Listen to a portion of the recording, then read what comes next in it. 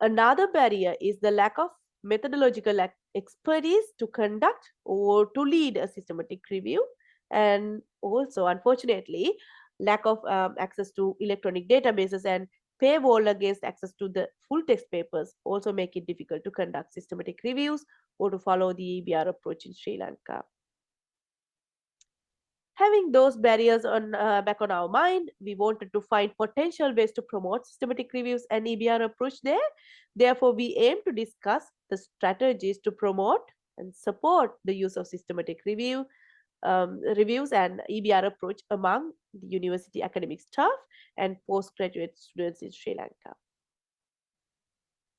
For this revolutionary change in promoting EBR in Sri Lanka, we selected University of Peradeniya, one of the two best public universities there, in which 12,000 undergraduates and 4,000 postgraduate students are enrolled.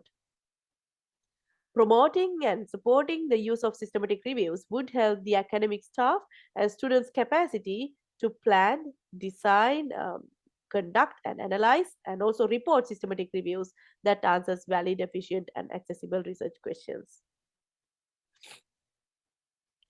As the first step to improve the recognition of systematic reviews, evidence synthesis, and the EBR approach, we wrote a letter to the editor to the university journal.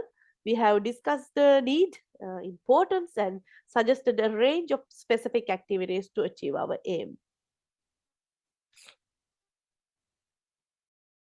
The suggested activities included conduct lectures and launch talks on importance of systematic reviews, training on systematic review methodology, including train the trainer programs, organizing annual workshops on systematic review methodology for academic staff members, research supervisors, and higher degree students.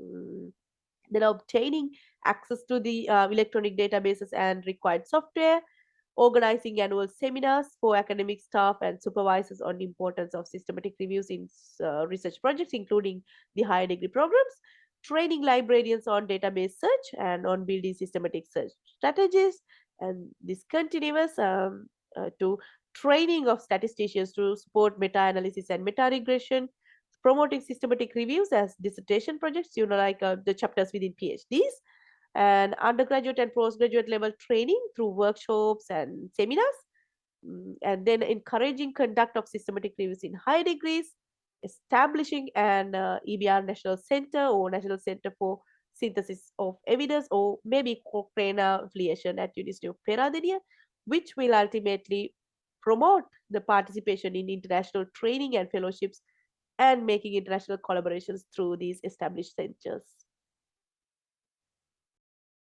Well, to make the EBR approach a reality, the coordination between the faculty education units, higher degree committees, faculty libraries, higher degree advisory and faculty boards, head of the departments, deans, the vice chancellor, and the systematic reviews and national centers of evidence synthesis around the globe is required.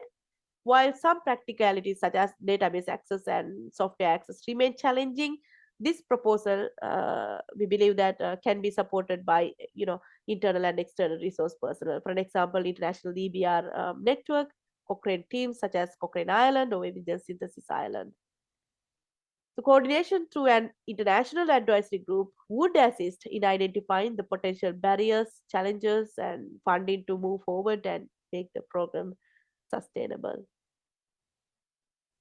So far, we have achieved some targets. Our letter to the editor, which stressed the importance and the strategies, is now published online. There are 9 faculties in University of Peradeniya, and all the faculties have access to this journal. We have identified the International Research Center of University of Peradeniya as the coordinating body to implement the identified strategies. A basic introductory systematic review course is planned to open to all the health and non-health faculties of the University of Peradeniya, Sri Lanka in 2023. Individual researchers and research groups of the university will be invited to these courses. Also, an advanced systematic review course is planned to implement for the interested academics and postgraduate students upon the completion of basic introductory course in 2023. At the end of the course, the participants are expected to produce a publishable systematic review protocol. In addition, several informal small group systematic review trainings were conducted. Several honor students projects were completed as systematic reviews. Number of postgraduate projects have included systematic reviews prior to their project designing. We hope the benefits of the academic recognition of systematic reviews, evidence synthesis, and the EBR approach include potential solutions to many obstacles in Sri Lanka in achieving excellence in scientific research and publications. For example, more relevant and needed research will be conducted using systematic reviews to justify and design new studies. The scarcity of high quality systematic reviews submitted and published by the University of Peradeniya and Sri Lankan University academics can be better managed by this approach. It will also help the academic and research staff to develop their scientific writing skills, improve their methodological expertise, and increase their networking capacity and collaborations. In conclusion, some specific approaches were identified and initial plans were implemented, aiming to improve the capacity building of the academic staff and postgraduate students with the ultimate goal of improving the recognition of systematic reviews and the ABR approach in Sri Lanka. Advancing these approaches into a sustainable program and establishing an ABR National Center are yet to be discussed. Any ideas and suggestions are welcome from this forum and also through the evidence synthesis bodies that you are affiliated to us to move forward and also to make our program sustainable. Thank Thank you, Shanka, for sharing your wonderful experience from Sri Lanka. And now we are moving to Sumant Kumbhagere Nagrai with developing a toolkit for involving multi-ethnic groups in an evidence-based research process.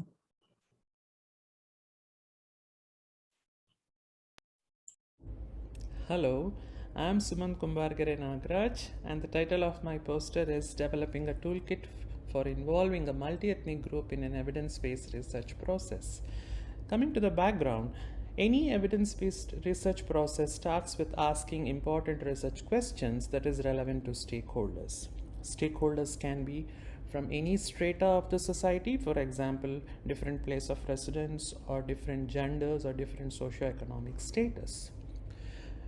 However, stakeholders from a range of ethnicity, socioeconomic situations, or educational levels are not often involved in research priority setting processes.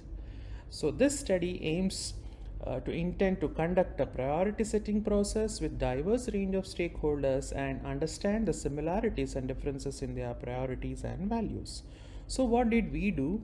We conducted semi-structured interviews on oral health research priorities with 14 dental practitioners and 40 community participants.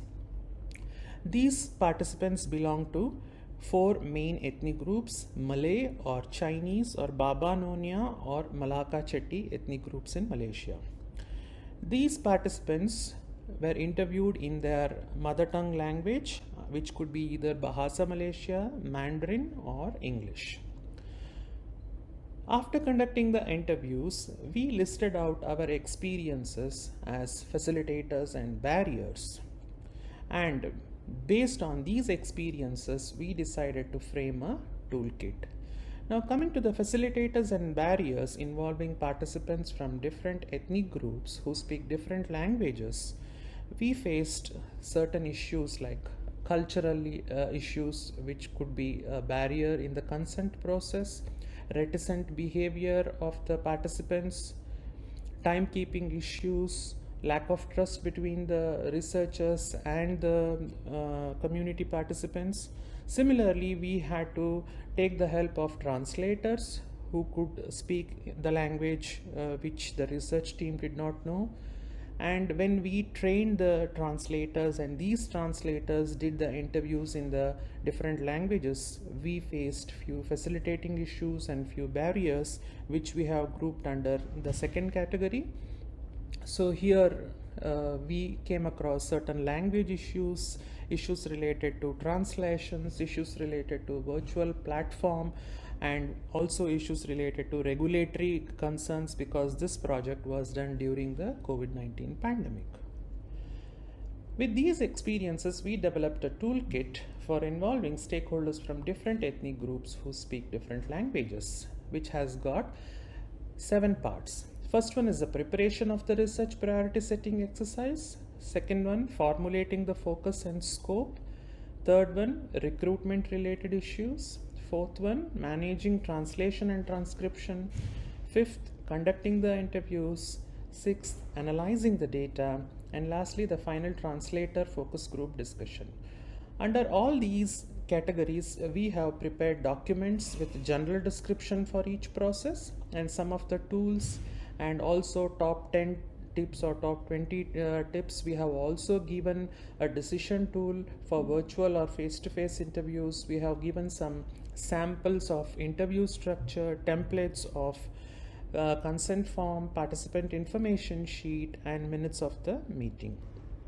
We are still in the process of development for the ranking, consensus, and appeal process, and also the sustainability of the toolkit.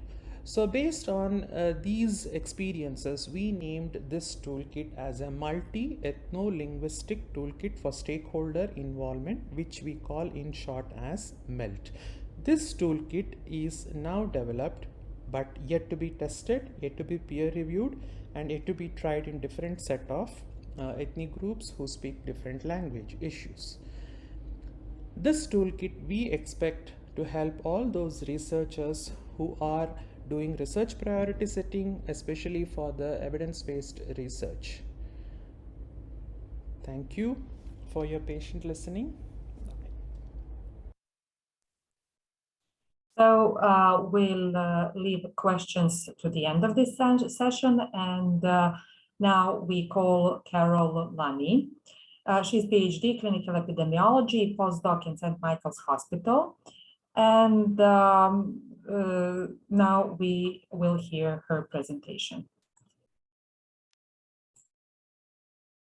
Hello, my name is Carol Lenny, and I'm with St. Michael's Hospital in Toronto and the University of British Columbia. I am here presenting our study entitled Over Half of Clinical Practice Guidelines Use Non-Systematic Methods, which is published in PLOS 1. Please tweet us at Carol_Lenny. I wish to acknowledge the traditional ancestral and unceded territory on which the research team operates. We have no conflicts of interest to declare.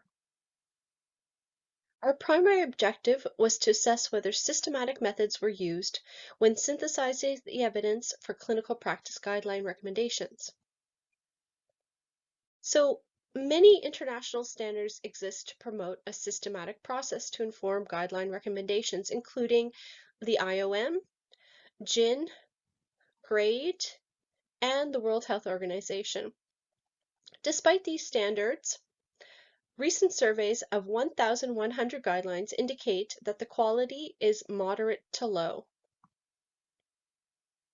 So several different types of reviews can inform guideline recommendations, including literature reviews, which use a non-systematic process to gather and synthesize all types of evidence, systematic reviews, which use a systematic process to gather, assess, and synthesize primary study evidence, and overviews of reviews, which synthesize the results of systematic reviews, guidelines, or health technology assessments, which can use either a systematic or non-systematic process.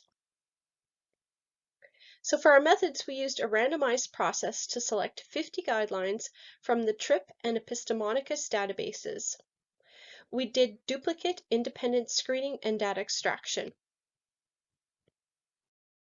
So we ended up including 50 randomly selected guidelines. The majority of these were produced in North America, followed by Europe. Half of them had both a pharmacological and non-pharmacological scope. 1/4 were produced by industry, and the majority by a medical society. 96% of the clinical practice guidelines declared conflicts of interest, even though one or more authors were financed by industry in some capacity. So in Table 2, we see that of the 29 guidelines that included systematic reviews, Only 10% assessed the quality of the reviews. And finally, the quality of the primary studies was reported in 60% of clinical practice guidelines. For our results show that of the 50 guidelines, only 17, or 34%, used a systematic approach as seen here in green, and 66% in blue used a non-systematic approach. The 17 systematic guidelines we found clearly reported their objectives and eligibility criteria, conducted comprehensive search strategies, and assessed the quality of the included studies. Here is an example of a best practice guideline by the Thoracic Society of Australia and New Zealand, which contained here, Chapter 2, a full methods section. So in conclusion, when evaluating a random sample of recent guidelines, we found that 66% did not use a systematic process to gather, appraise, and synthesize the evidence to inform recommendations. It's important to appreciate this major limitation of guidelines. Our findings are confirmed by previous research and suggest that serious methodological problems are widespread. Guidelines should report key methods and evidence used to underpin recommendations consistently and transparently. And assessing the process used to synthesize the evidence in guidelines enables users to determine the trustworthiness of the recommendations. I thank you for your attention and I welcome questions. Thank you so much, Carol, for this wonderful presentation. It's really mind-breaking that guideline developers are not aware of their enormous responsibility in healthcare. Our technician informed me that we have some technical problems with the connection to Toronto. I suppose Carol is not online with us, is she? Okay, so we have a question for Ishanka. Hi, Ishanka, how are you doing? Hi, how are you? Fine, thank you. Thank you so much for your wonderful presentation. As someone who comes from a similar background, we face some similar problems with the paywalls and with accrediting all these reviews. So Hans had a question for you. How is your approach welcome in Sri Lanka?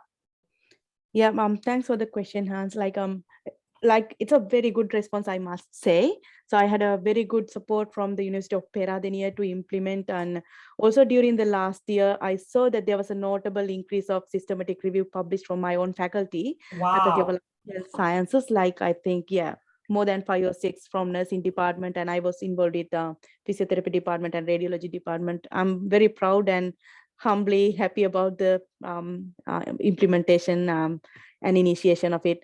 And gladly I saw that new higher degrees proposals, including systematic review also. But that's the story of my own faculty, but there are other 9 faculties there in the university.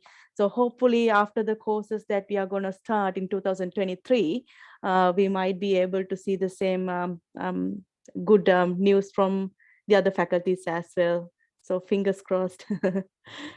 Congratulations, it's been a great work and a big work. I know what have you done and what the big work stands behind your result. Do you have any kind of future steps planned behind not this one that you planned? Do you have any other great plans for the future?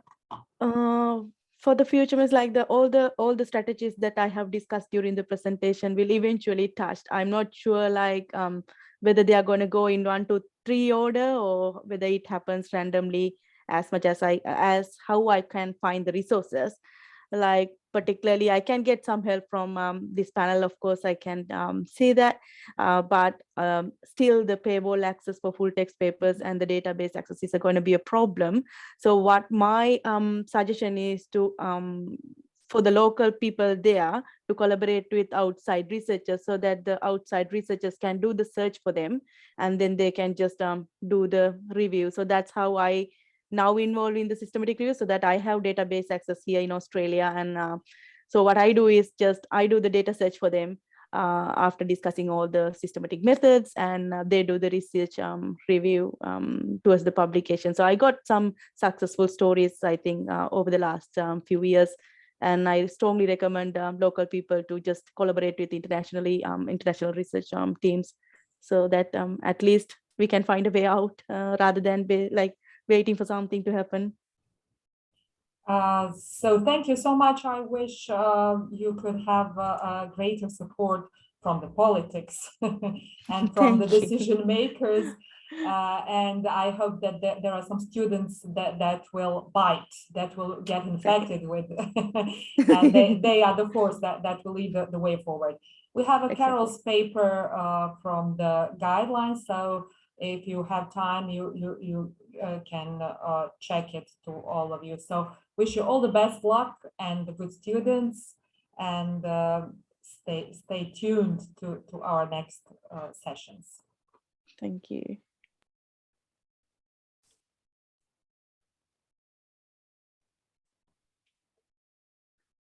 So we are leaving for a break. Stay tuned.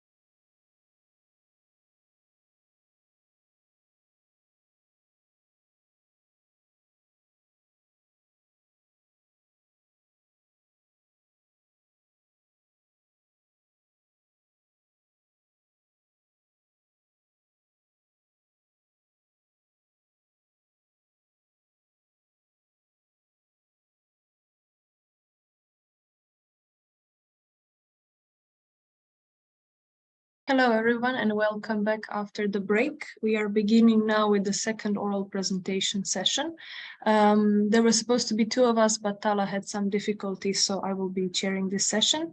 My name is Maria Franka Žuljević. I'm a medical doctor and I work at the Split School of Medicine in Croatia. I'm a member of the Cochrane Croatia Network and also involved in the Center for Evidence-Based Medicine at our institution. So we will begin now with the first presentation and we'll leave the Q&A session for the end. So I kind of announce our first speaker, I would like to introduce Mona Nasser with a topic called the spread of systematic review methodologies in new disciplines. Hello, my name is Mona Nasser. I am presenting this presentation on behalf of our team, which is multidisciplinary teams of people who work in computer science, art, humanities, and astrophysics. We come from different institutions across Europe, UK, and Philippines, and we're all part of the art science collaborative called SEEDS. So the information in this presentation comes from two different sources: attempts to conduct systematic reviews. We were looking at two systematic reviews in two different fields, in art science and astrophysics, which is very different fields and very different from health. And we run a 2 hours experimental performative session that I taught systematic reviews to people, to the group, which were people who have no connection to health and coming from very different fields, and trying to get them to work through the different steps of it. So the first issue, like any systematic review, and that we try to address and look at into a structure of the research question.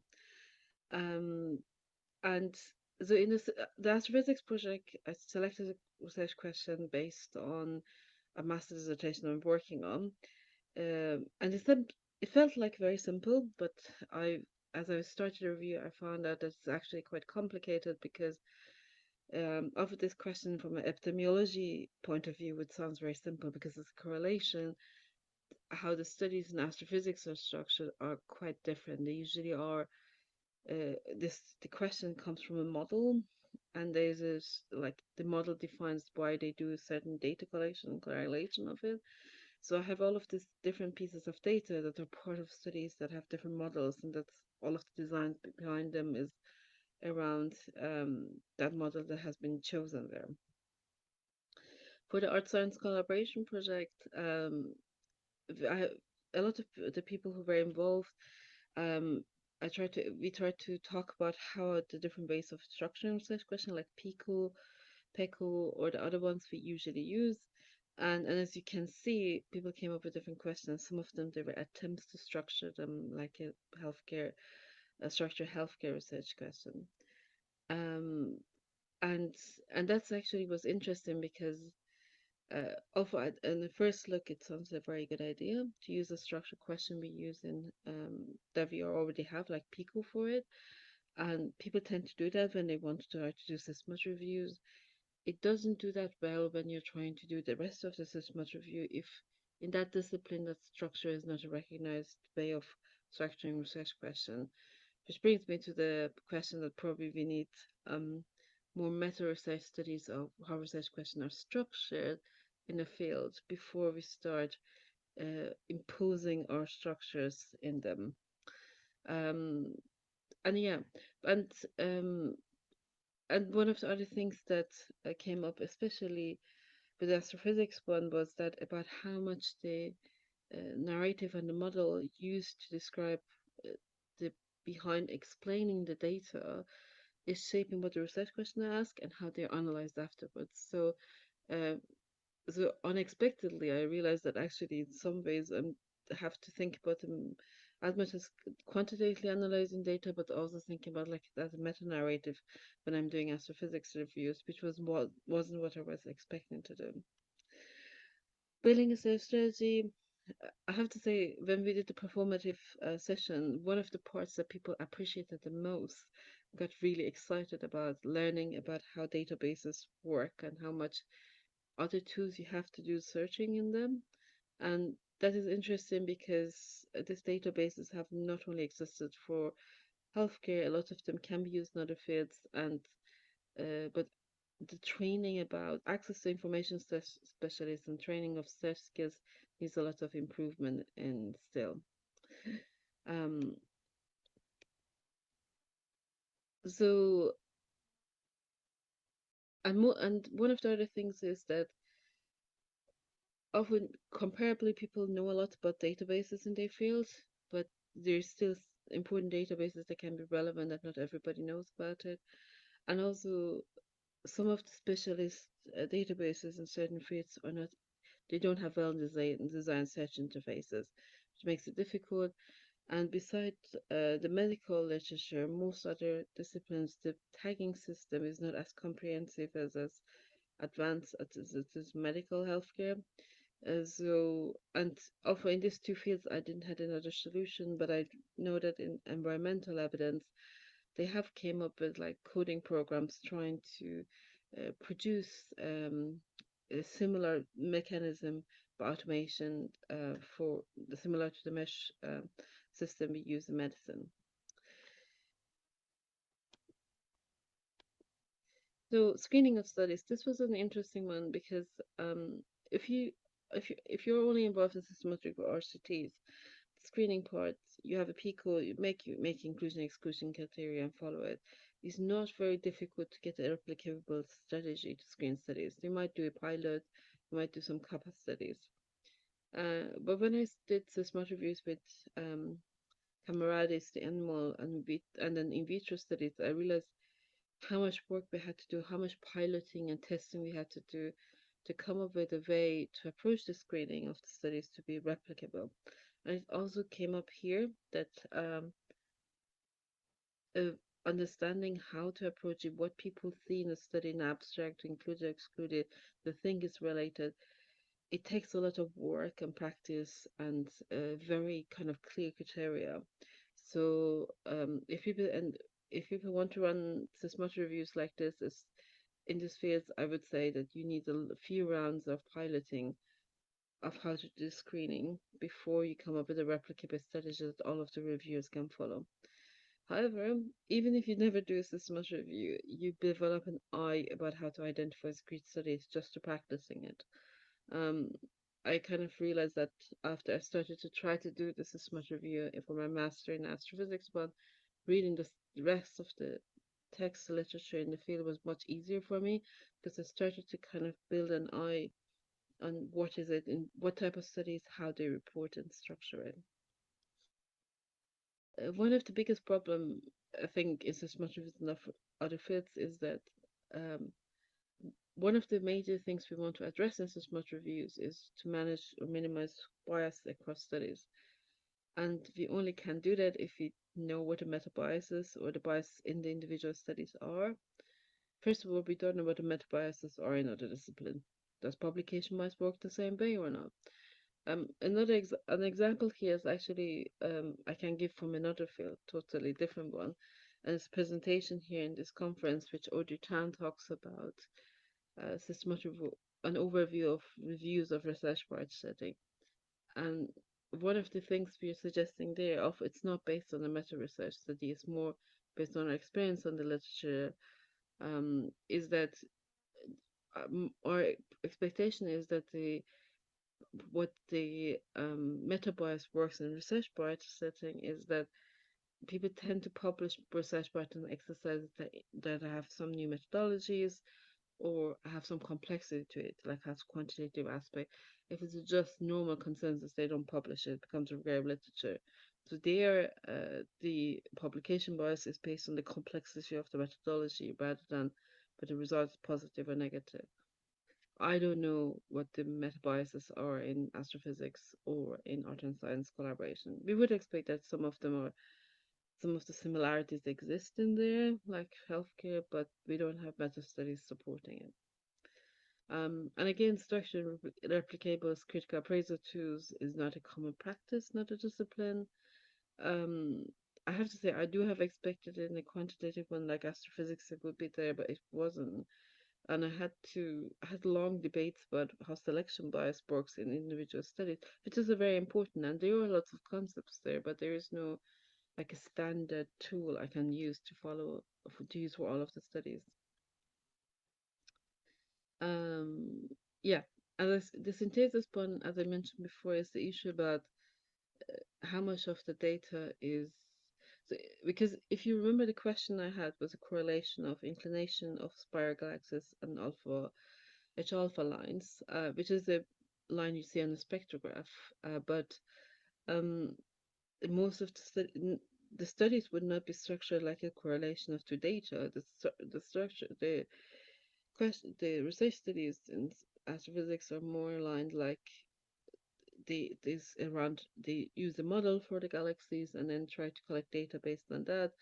And the observation of the data is usually by pre-collected data from telescopes because it's very expensive to collect them.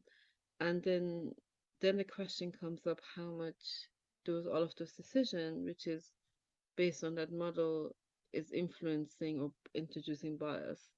I'd like to call it that what's the narrative or story behind the data, because in some ways it looks to me more like there are different storylines and plus the data has been analyzed. With the art science one, I think what it came up with a different question is that, and this is from David Goff and Sandy Oliver's book about systematic reviews, about aggregative and configurative reviews, and some of the frustration because we had also one of the people, Zainab, in our group. She tried to do systematic reviews before, like before we met, and she knew I knew what about systematic reviews. And I think, and she had a lot of attempts of screening, which ended up in frustration. And we went looking back on some of them. I think the issue is a lot of them is to how do you screen differently or approach it differently if it's an aggregative question review or the configurative one. And if you don't have not read Sandy's book and use like Google the standard systematic review methodology, configurative reviews is not something that comes up, but actually it's quite important in certain fields like humanities in shaping their work. So one of the things I did to bring all of this together, we made this chart on knowledge exchange around systematic review and systematic review. One reason I call it knowledge exchange is I think it would be very arrogant to say that we in health we know better than anybody else. It's kind of being open how they know what they know we can learn is also important.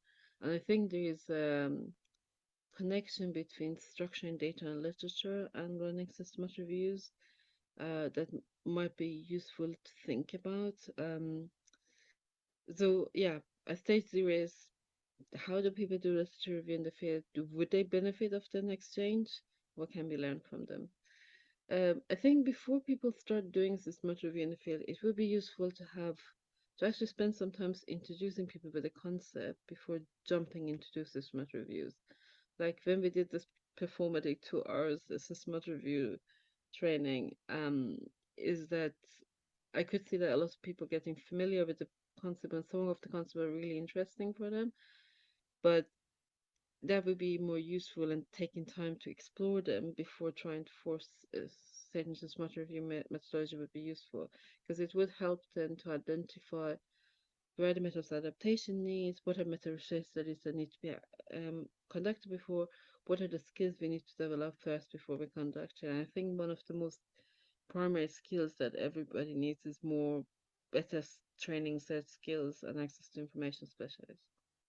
However, if people start to doing systematic reviews, it would be very useful to have not only to monitor how the methodology evolves and continue to run meta research studies, but it would be also useful, like in healthcare, we do, as you all know, we do reporting guidelines, which is our way of helping to structure the methodology of the studies to help us to do systematic reviews or introduce registries.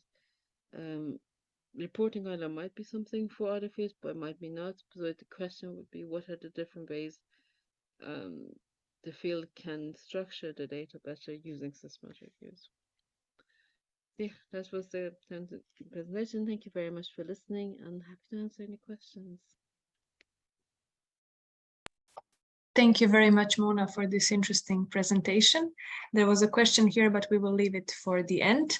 Next, we are going to hear Charlotte with a presentation about the call for collaboration between decision-making bodies and academia, providing us with a very interesting example of research waste. So let's move forward to the next presentation. Contribution together with my colleagues from different universities in Germany, and I will be talking about collaboration between decision-making bodies and academia in healthcare. And the case I will be talking about was funded by the Federal Ministry of Education and Research. Evidence-based research calls for the use of existing evidence in a transparent and explicit way to prevent research waste. Decision makers should consider the best available evidence, and the best way to do this is to rely on a systematic review. In the past, systematic reviews have become increasingly popular.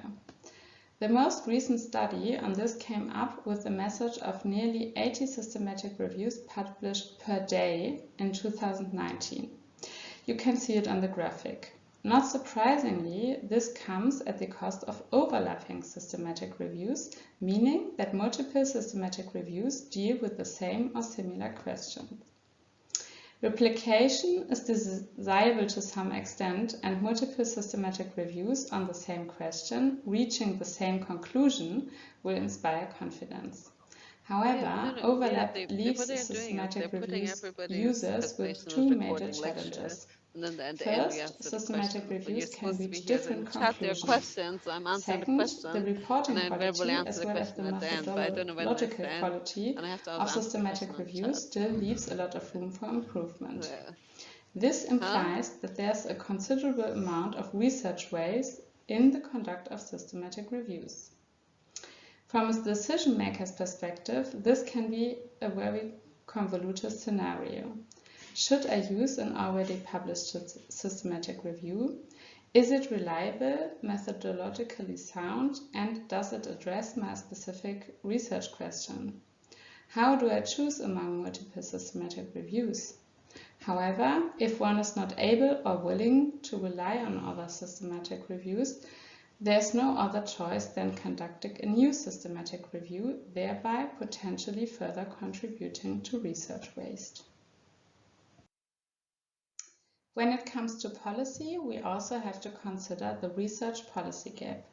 This means that increasing evidence has to be translated into policy, and the truth is that this rarely happens. Our central challenge is therefore not a knowledge gap, but a translation deficit. Here we may have another problem with research waste when healthcare institutions work independently from academia and therefore even more duplicate systematic reviews to the same questions are produced. Reasons for this are that academia and policymakers have different incentives. Academics are measured by the amount of peer-reviewed journals and attraction of grants. They are not judged by the impact their research has on people's lives. Opposite to that, elected officials are, at least in part, judged by their ability to deliver outcomes that meet their citizens' needs. There's also a communication gap. Most policymakers are not scientists, and thus the language of science is not understandable to them. The two sectors fail to engage and communicate effectively with each other. Failures also exist in project planning. These include insufficient stakeholder involvement in the creation of a research project, investing in pilot projects that are not scalable, an absence of a plan to disseminate and advocate for the research findings to be included in public policies, and a lack of a plan to scale up evidence-based solution. The aim of this contribution is to show that collaboration between health institutions and academia is needed. To make our case understandable for you, I will briefly explain you the German healthcare organizations. The Federal Joint Committee, GBA for short, is the highest decision-making body of the joint self-government of physicians, dentists, hospitals, and health insurance funds in Germany. It consists of outpatient care provider representatives, the German Hospital Federation, and representatives from statutory health insurance providers. In addition, patient representatives also participate in all sessions but do not vote. In its assessments, the GBA examines patient benefit and defines which specific health services are paid for by statutory health insurance. For appraisal of evidence with regards to needs and costs, the GBA can instruct the German HTA agency, the Institute for Quality and Efficiency in Healthcare, short EQUIC. This institute then collects the best available evidence within a report, which is sent back to the GBA. The GBA can, after verifying the recommendations, implement directives. The case is about minimum volume standards. The GBA sets criteria hospitals need to fulfill to be allowed to perform certain procedures. The minimum volume standards is one of these criteria and defines that hospitals need to perform at least 50 total knee arthroplasties to be allowed to perform these surgeries and to get them reimbursed. So we are now at the topic of knee replacement surgeries. Since there was no high-quality systematic review showing evidence for this directive, the question for our systematic review was, is there a hospital volume outcome relationship for total knee arthroplasties? In other words, do hospitals which perform more total knee arthroplasties per year have better outcomes than hospitals with lower case volumes? We applied for funding at a non-topic restricted call for proposals at the Federal Ministry of Education and Research. And we received funding to conduct the systematic review, which is shown here, in 2018. We registered the review in 2019 on Prospero and published a protocol in the journal Systematic Reviews in 2020. We also presented our results to congresses in Germany in 2020 and 2021. So far, a rather normal procedure for a systematic review, one could say. However, in March 2021, the GBA, so the decision-making body of the German healthcare system I just presented, decided to instruct the independent institute with a rapid report investigating the exact same question. Is there a relationship between hospital case volume and outcomes for total knee arthroplasties? The EQUIC then started the report and performed their last literature search in June 2021. In September, our systematic review was published and we presented the results on another conference. In 2022, so this year, the EQUIC completed the report and published it in March. In this report, our systematic review was not even cited. But what are the differences between the two reviews? Of course, ours was a systematic review and the one from the EQUIC, so in blue, was a rapid report. But apart from that, there were only small differences in eligibility criteria, which you can see here. Both reviews included studies involving patients undergoing primary knee arthroplasty, which compared hospital case volume. The EQUIC was also interested in surgeon case volume, which we were not. However, the EQUIC included only studies adjusted for risk factors and for cluster effects that were published after 2000. This led to the fact that we included 68 and the EQUIC 18 studies. In addition, we conducted a dose response meta-analysis and the EQUIC described the results. In sum, there were small differences, but both reviews drew the same conclusions. That is to say that there is a hospital volume outcome relationship for total knee arthroplasty. This means that hospitals with higher case volumes do have better outcomes, so there is evidence for a minimum volume standard even if the exact number of 50 remains a normative number. In this case, there was no contact between decision-making bodies and academia. And the EQUIC report, as I said, did not reference our systematic review. In our view, the presented example clearly represents a case of research waste, especially because both projects were publicly funded, and it demonstrates the research policy gap. On the other hand, there have been many political debates on minimum volume standards in Germany, and two reviews by independent institutions may strengthen the conclusion. Different intentions and legal pathways may also explain the described case. But what could have been different?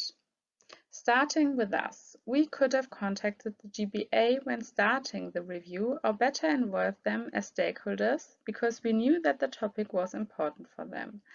And in a new systematic review on the effects of minimum volume standards, which we are currently conducting at our institute, we do involve the GBA in a project advisory board.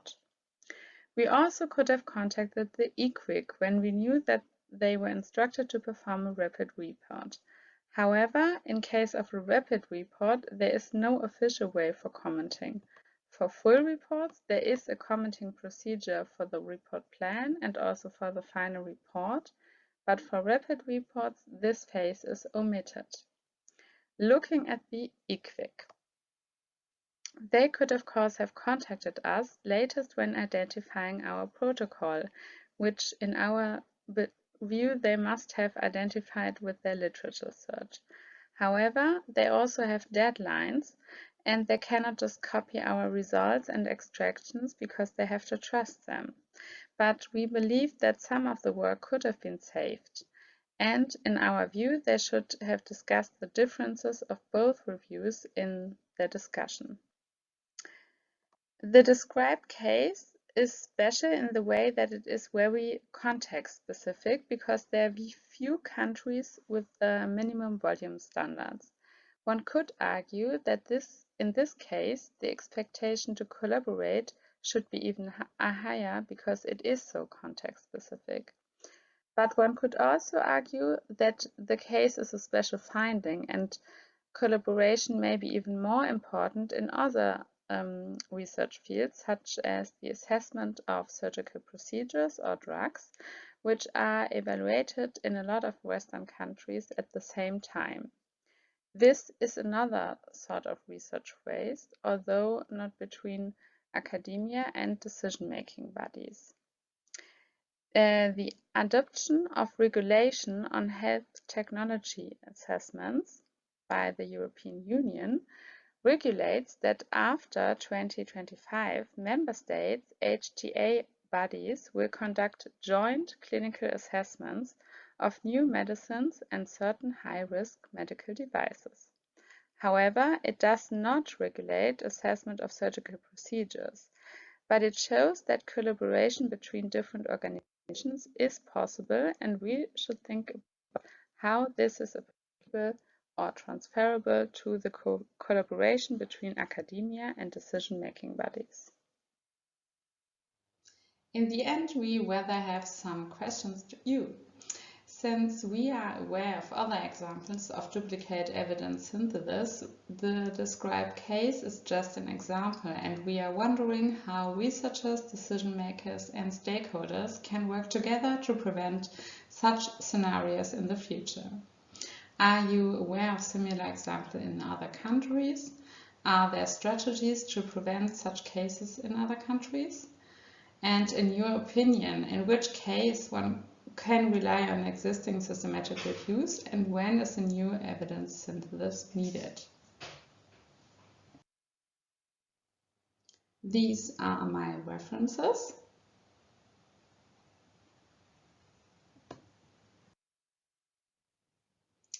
Thank you for being able to present this example of Germany. I'm looking forward to hearing your experiences and of course also your questions.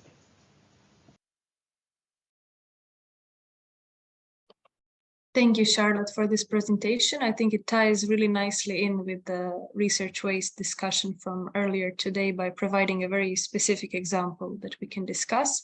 I noticed you left some questions for discussion. Maybe we can restart those at the end. There were also a couple of questions in the chat, but we will go through those once we finish with the last presentation. So without further ado, I would like to introduce Audrey Tan with an overview of reviews to develop priority setting frameworks for national health research agendas. Presentation that will cover how we completed an overview of reviews to determine how to set population-level health research agendas. Just to introduce ourselves, my name is Audrey Tan and I was the primary author. The work was commissioned by Ms. Tanya Kukenmuller, and our co-authors were Dr. Tarang Sharma, Dr. Mona Nasser, and Dr. Sumedh Nagraj. We just wanted to note that the work was commissioned by the WHO region for Europe. However, the authors alone are responsible for the views expressed in this paper, and they do not necessarily represent the views, decisions, or policies of the institutions with which they are affiliated, including the World Health Organization region for Europe. Evidence-based approaches have become a key part of informing decisions on how to conduct and organize research. This includes how to set priorities for research, which is a political and social process that is informed by the views and experiences of the stakeholders, along with available data and information. There's been a proliferation of primary literature on the conduct, evaluation, and reporting of research priority setting, as well as a subsequent increase of systematic reviews focusing on those areas. While there are documents, such as the World Health Organization's 2020 guidance, draw on existing research priority setting experiences and examples of good practice, the methods used in the development of these documents are not always inclusive of a systematic evaluation of the literature. Recent systematic reviews have also acknowledged the high degree of variability in methods used for collecting priority topics and have expressed the need for more standardized methods. So, with our overview of systematic reviews, we aim to produce a framework for evidence-informed health priority setting processes to support the development of national public health research agendas. Due to budget and time constraints, we decided to use a rapid systematic reviewing method. Therefore, we searched two databases, which included Ovid Medline and the WHO Institutional Repository for Information Sharing. Our last search was conducted in May 2021, and eligible studies were in the date range of 2010 to 2020. Eligible studies could include critical or systematic reviews that evaluated research priority setting exercises. We used adapted frameworks for data extraction, synthesis, and quality appraisal, having adapted AMSTAR2, which is a critical appraisal tool for systematic reviews that include non-randomized studies of healthcare informations or both. And additionally, we also screened the cross-references of the included studies and contacted experts to find any missing literature. Our searches identified 2,388 records. Through a title and abstract screening and full text screening, we then identified 31 studies to be included in our overview of reviews. From these studies, the populations included were patients, families and carers, researchers and funders, clinicians and policymakers, and the topics ranged from covering specific diseases, healthcare practice, and priority setting methods themselves. The data were thematically analyzed by main focus, location, and context, and then integrated into a framework, which we have displayed here. So the four main phases identified in our framework included the preparatory phase, priority setting phase, follow-up phase, and sustainability phase. And now in the next 4 slides, I'll cover these in more detail. So when an organization or research body is looking to get started with their priority setting process, there are some steps that they should consider in the preparatory phase, including the people, the team who are going to be involved with the priority setting, what their objectives are, what healthcare context they're looking at, which stakeholders from the community and public they want to involve, and what the existing evidence looks like.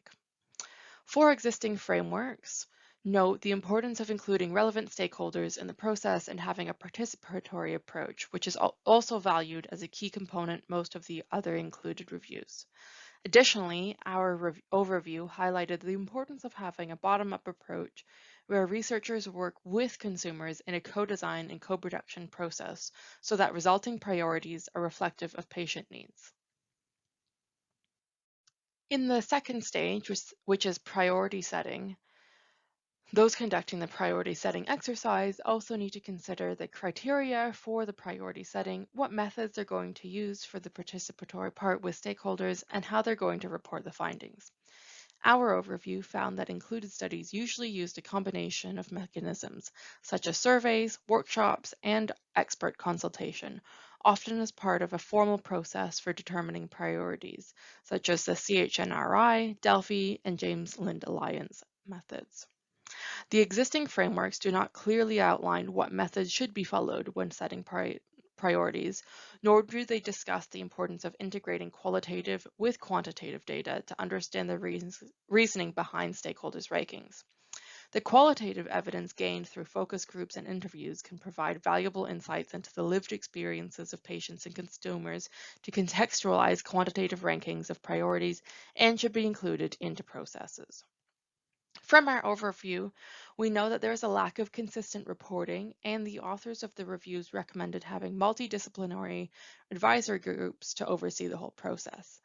It was also noted that often the costs, mechanisms, and details of patient and public participation are not reported, making it difficult for replication, though some advice around recruitment has been available.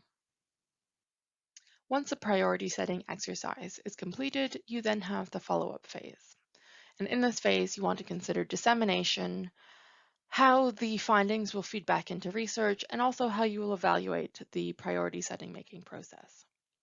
Two of the existing frameworks included in our overview and our own overview discuss the importance of having a structured dissemination strategy that shares the priorities with key organizations and stakeholders to facilitate their subsequent implementation.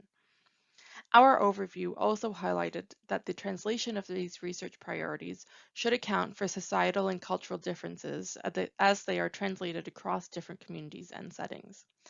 The evaluation of the priority setting process was considered in all four of the existing frameworks, as it was in our own included studies. Two of the frameworks considered some elements of research funding cycles within their feedback and evaluation domains. Our overview noted that the impact of priorities should be monitored by assessing whether priorities are reflected in grants being awarded. The last phase is the sustainability phase. The most notable difference between our framework and that of the WHO's is our sustainability phase, which includes considerations for developing mechanisms for institutionalizing the priority setting process into the research cycle and creating peer learning amongst colleagues and regions. This element of sustainability is crucial for ensuring that policymaking is underpinned by prioritized research and that the priority setting process can build a wider community of practice. One of our included reviews highlighted the value of institutionalization, which is ensuring that priority setting processes are cyclical as opposed to singular one-time events. Two of the reviews also noted the importance of economic aspects of priority setting processes to ensure that an environment or context is made whereby research priorities are taken forward.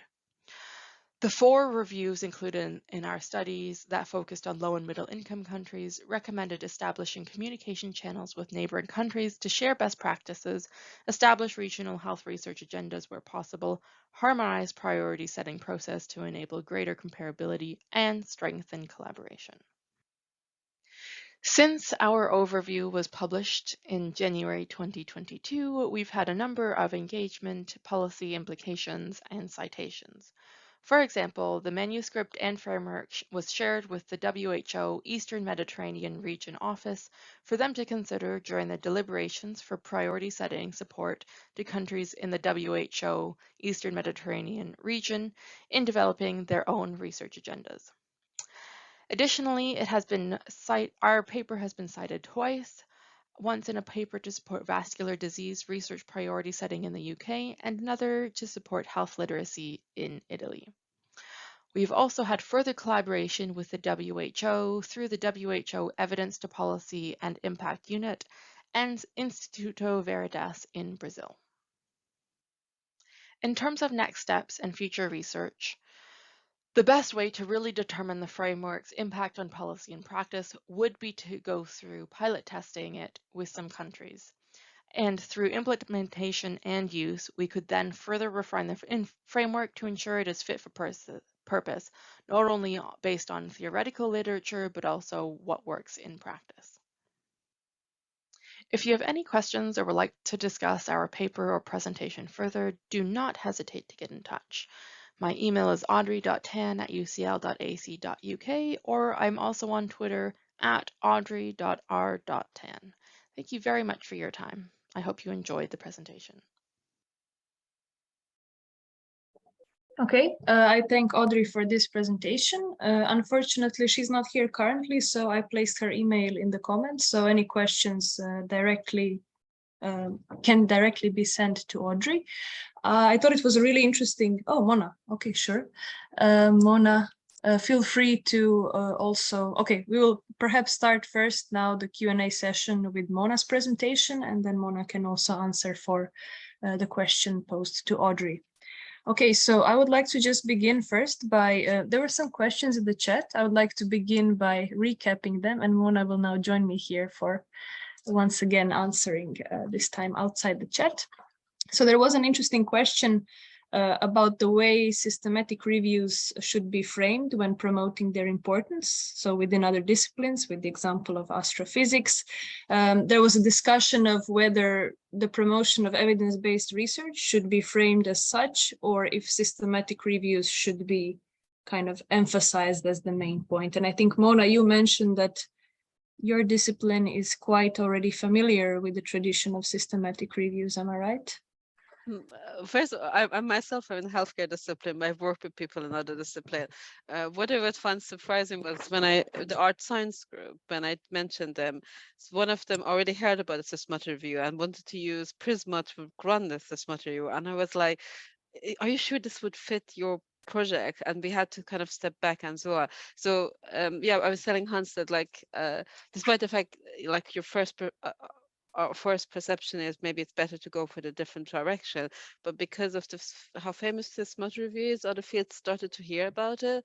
But that was in like the humanities, but the arts, as a physicist, they didn't hear about systematic reviews, but they actually found it quite they really liked it, and I think it's partially because it's so systematic, and they are quantitative researchers. They like a structure and following it, so and something has tradition in that, so that they were quite receptive about it. So yeah. That's really interesting. There was also comments in the chat about the humanities and whether systematic reviews are a good solution for them or not. So it could be kind of dependent on discipline, how it would react even to, maybe someone likes a systematic approach while others do not even need it as a methodology. Should I respond to that, or? Yeah, sure. You can. Yeah. I saw there was some discussion happening, so feel free. I think that's a very interesting point, and I have to say, I think different people see systematic review differently. I always see systematic review as secondary research. Like, I don't see it as a cookbook structure that you take a certain structure and put it. It's about, we have a literature, how we were systematic about it. I think that, and if you just think about aggregative research, and that's the reason I've talked about the configurative aggregative, you're right, it might not be applicable to a lot of fields, because some fields is not about finding an answer. The whole, like, people in humanities do PhDs just to find a question at the end. It's not about finding the answer, it's finding what the question is in the first place.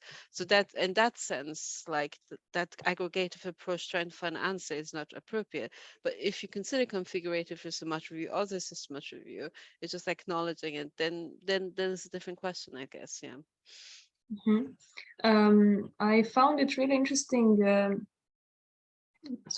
Basically how systematic reviews are something that's gaining a lot of popularity through healthcare. So maybe people engaging with health research could kind of get a perspective, kind of trickle down to other disciplines. But what was also amazing, kind of listening to your presentation, is how much it's not a cookbook, how much effort is required just to define through meta research all the work that's needed to make a kind of firm methodology for systematic reviews. So in biomedicine, there's such a firm structure and there's still so many issues and unresolved questions. And what you were suggesting means that there's a lot more research to be done. So I'm really wondering whether disciplines are aware of this and how many publications we'll be seeing with the meta research you've described as necessary. It can also change how people do research. Like a lot of people might know about the work that Quest Center does with preclinical research, that they have a group of methodology working with lab scientists together. And one of the beauty of it is that not only meta research is happening, but it's also changing how people do their research. And they ask questions they normally don't ask, which is quite important. And I think also the problem that Judy phrased about the accumulation bias, I think the problem that she's raising is there, and everybody knows there's a problem there, but how to address it. And the perfect place to address that problem is systematic reviews, because you can see the problem that when you start building up research in a certain area, and then suddenly you don't, and the other areas is not built, and it gives you skewed ideas how the research landscape should look like, or what the result or answer is. So. Thank you for your comments. I think your presentation gave us a lot of food for thought. So if there's someone from other disciplines listening, I think it's a good idea for also some sort of studies or research projects. So I'm not sure if there are any more questions. Yeah, I would like to thank you for your comments, and we will see you again in the comment of Audrey's presentation. Thank you. Okay, Charlotte, are you here perhaps to tune in? Yes, I'm here. Hi, so I really enjoyed your presentation as well. I think it's good after some sort of general talk about research waste, it's good to see kind of a very concrete example of how things went wrong. So I think you provided the context quite well, with quite firm also suggestions for what could be done better. So there were quite a few questions in the chat regarding your presentation. So the first question you actually answered, but if you could re-elaborate, that would be great. So how do we decide if another systematic review is not waste, but is actually necessary? So that was the first question for you. Yeah, that was also one of the questions to the audience. So I think this question, is not fully discussed, and I can only give my answer. I would try to find out if there's a systematic review with the same PICO question, and if there is, then if the quality is good enough, then probably I wouldn't do another systematic review. And there was also another question on registration, if that can prevent research waste. And I mean, we did register our review, and I think this is very necessary, not only to prevent research waste, but also to make it transparent and not to change the methodology because of the results, and so to make it more reliable. So of course, I think a registration is one part in it. So yeah. I wanted to ask you, when you mentioned quality of the study, do you mean the quality of included studies within that study, or just your own assessment of what you think of the systematic review? Yeah, whether of the systematic review. So because if I would conduct another systematic review, I probably wouldn't find another study if the systematic review was well done. So I would rely on tools like MSTAR 2 or such to think about if the review is good, and then if it's good, then probably don't do another. Yeah, maybe what I'm saying is more if an update is warranted or not. Okay, so you also answered the next question. So another kind of interesting question was, what is the impact of these kind of accumulated multiple systematic reviews for the same question on decision makers, in your opinion? How does someone make sense of kind of a forest of similar but not the same studies? Yeah, I mean, I try to look at this question in my introduction, because I think it's very difficult for decision makers if there are multiple systematic reviews on the same questions, especially if they are not healthcare professionals or whatever really familiar with systematic reviews. So if they don't know if the quality is good or not, then it may, and if they recommend different things, then it might, it makes life difficult for decision makers. I think so. Their life definitely is difficult, I think. I'm not sure I mean, some of them then also need to have these quality checking skills that you mentioned. So then they would have to do a thorough assessment of everything that's available and then see. So that's a lot more work. However, there are some tools for that. Also, there was a question about a mismatch between the kind of focus of decision makers who are focused more nationally, while systematic review authors are focused more internationally. Do you think that's kind of applicable to your case, and in general, what do you think? In our case, I would think, first of all, I mean, it was funded by a German ministry. So if the German healthcare system is only interested by German literature or whatever Western country literature, then we probably should have focused on that.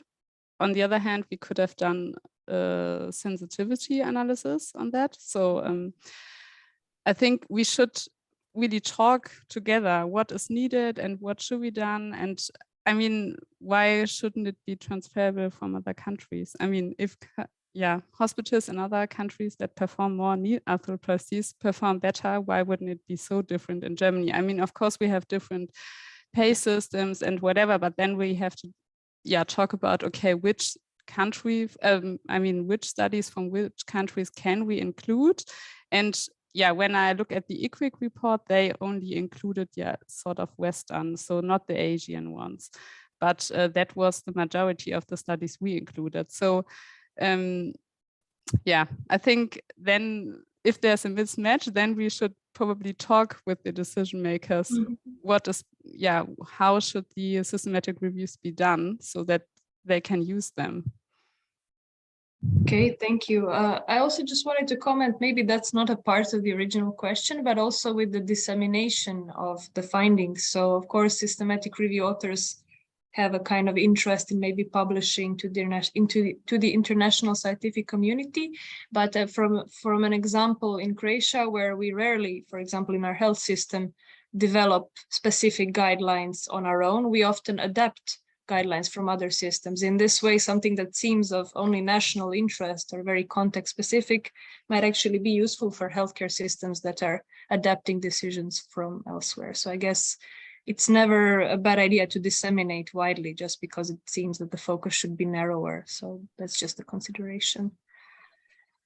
Is there anything you wanted to share? I think you covered the questions here mostly. Is there something else you wanted to share regarding the discussion that occurred in the chat? No, I would rather be interested how it works in other countries to prevent, I mean, because for me, like the first author, I was really like, why are they doing the same question again? I mean, it's so much work to do the systematic review. It's also so much work for them. And as I said, I think, I mean, they have their deadlines. Our systematic review wasn't published yet, so maybe they cannot just rely on that we will be done when they need to hand in their report, but at least there should be some contact. And I'm really wondering if you are aware of examples in other countries, if you made the same experience, would you suggest so that this doesn't happen in the future? Yeah, I think there was a comment that someone was really surprised that EQUIC was not aware of the existing systematic review, which is quite strange for something with a lot of resources invested. I'm not sure if we got any examples or answers to your questions. So I personally don't know any examples from my country, but it's an interesting thing that I might pay more attention to now if I'm looking at something. So I don't know. I think a lot of authors kind of, when it all gets rolling, either from decision makers or authors of just regular reviews, I think all the time and kind of effort that has been invested into it becomes a goal in itself. So it's hard to kind of step back and say, maybe I should stop this or contact someone and see how it can be worked out. So if you have the misfortune of not picking something up on time, you might just decide to ignore it until the end. I don't know.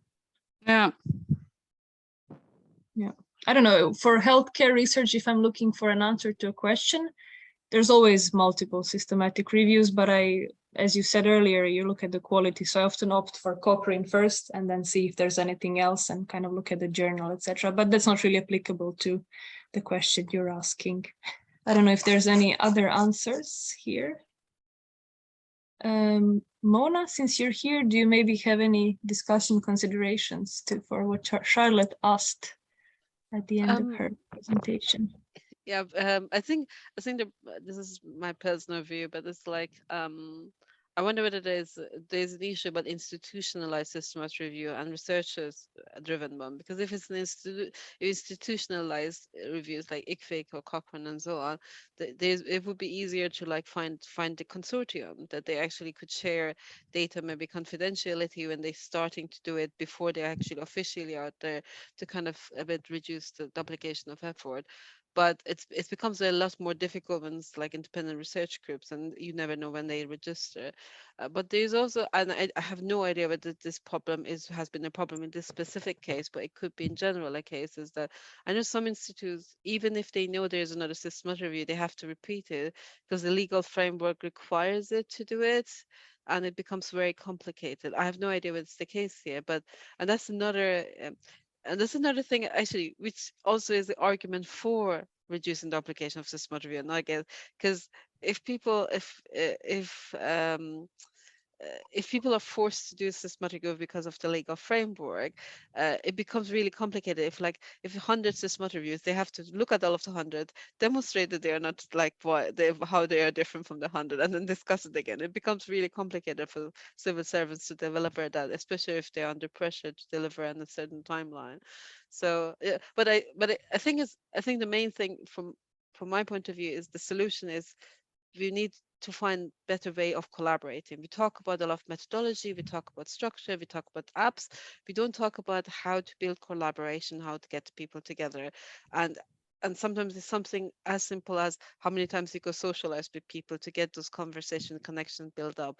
And those are the parts that makes the systematic review work in addition to methods, and we don't talk about that. And maybe that's also part of the solution of the publication. I have no idea, Charlotte, whether it's helpful or not, but because Maria put me on the spot, I had to come up with something. You didn't ask easy questions, Charlotte. I don't know. What do you say about this answer? No, I mean, I think collaboration is really the thing we also think about, because I mean, we knew that this question is important for this decision-making body. So I mean, from my point of view now, if I would start now, I would like talk to them. Okay, we are starting a systematic review now. If we do it, how would you, I mean, what would you inclusion criteria be so that you can apply it in the end and so on. So just talk with the people and then maybe, I mean, yeah, but then it gets also difficult with funding, because we also have to write a grant first, and then we have to rely on what we wrote in the grant, and can we already involve stakeholders when writing a grant. So I mean, it's a big discussion, but in the end I would really suggest to talk with everyone who may be involved in the dissemination of the results and profit from it. I think this is a good consideration. I'm not sure if it's something that could be kind of gotten all together through some official guidelines or something, but it's definitely something that seems quite common sense. So hopefully our listeners also will keep this in mind for the future. Thank you very much, Charlotte. I don't think there's any more questions. You can also leave your email in the chat, or I don't know if you presented it already, so people can contact you if there's some additional comments or questions. It will be recorded, so everything stays in the chat. And Mona, you can now take over for Audrey. We're not done yet. We have one question regarding Audrey's presentation. So how many recommended the use of systematic reviews in the priority setting process? If you could comment briefly on that. You're muted, we can't hear you. Sorry, as you were talking, I was looking at trying to see whether we have this data. Because Audrey and Sumans are much more better placed to me to overlook at this data than I am. And my guess is the reason they are not here is that they made the same mistake that I almost made. They didn't realize it's CET time. They planned for the UK time.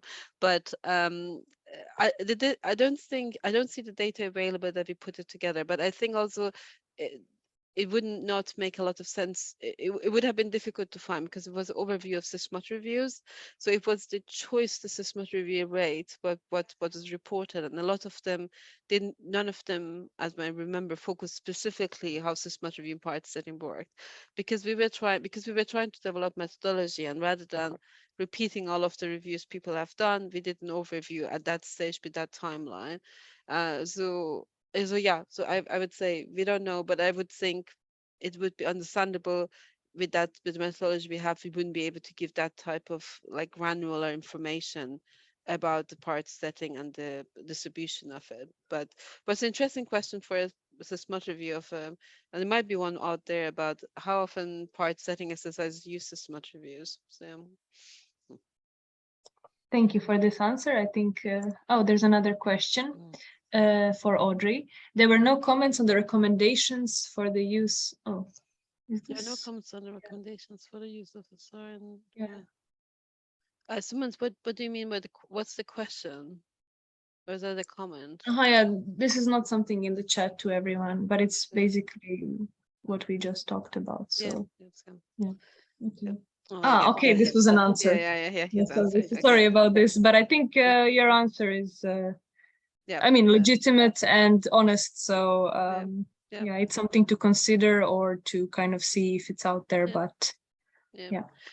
It's also one of the tricky parts I find. Like we talking about meta biases in SysMut review, is like one of the difficulties with research part setting, because I work in that field a lot, is that is a SysMut review is a SysMut review with a search strategy the right way to do it? Because I think there's, and we discussed in the paper, I think there's an inherent bias about the problem with part setting is that most part setting exercises are just consensus exercise people do internally. They only publish it if it's something interesting they've done, or some interesting data came off of it, or have done a complex evaluation. So there is a bias towards if you have a more complex process, it gets published. If you have a simple process, it doesn't get published. And you get this weird idea that maybe complex processes is better than simple processes, which is I don't think it's evidence based, and it comes also with the issue with SysMut reviews versus if they formally use SysMut review, how it happened. What about if you have people in the committee who know SysMut review importance, they will use it anyway, even if they are not given as part of the process? Is that enough for us? So I think there's a lot more subtlety in the question, which wasn't the objective of the overview, but it's a very interesting question to explore further. Do you think this complexity of the process itself sometimes detracts from the purpose of such a study, which is to kind of just encourage research in those areas? I think, okay, that would be a very bold statement that I would make, but I think like sometimes I think people, especially when researchers trying to set part setting, sometimes I see some people have this thought that if something has a lot of steps with a lot of complex process, it's a better thing. But I'm not sure that's the case, because sometimes we see that they do a complex process. At the end of the complex process, everybody, this reviews parties are out of data already from the time because it took so long to do it, and sometimes the process might mask some of the steps that you exclude certain people's behavior. And there's also this idea that people consider quantitative data sometimes more powerful than qualitative views of the people coming in and that. And there's also another layer of complexity, because part setting is inherently a policy intervention in many ways. Okay, that's if part setting is the context of decisions of research resources, it is a policy decision. I realize that we say people do part setting just because of the exercise of it to see pattern views of people, and that's separate. And then the policy, and then sometimes even if people do part setting, when the funding decision is made, there's somebody else that makes a decision and makes another layer of decision making in that, which is different from the other one. So yeah, so there is complexity. I think there is sometimes people think that the complex technical part makes it more important or more scientific, which is not always true. And the complexity is not only the technical and scientific part, it's also the policy relations and the politics around it, which sometimes has a more powerful impact on what happens than the technical part. Thank you for this answer. I think it's a very important consideration what you also said about quantitative research being maybe overvalued sometimes, because I think preliminary qualitative research can hold so many unexplored issues and give actually great inspiration for some trial that has not even been designed yet, for example. Okay, thank you, Mona. This was quite a fruitful discussion. Thank you to all of the presenters and thank you for the discussion. We are now slightly over schedule, so it's now 4:04. So we will take a half-hour break, slightly less, and then continue with the next session. Thank you everyone for your attention and the questions.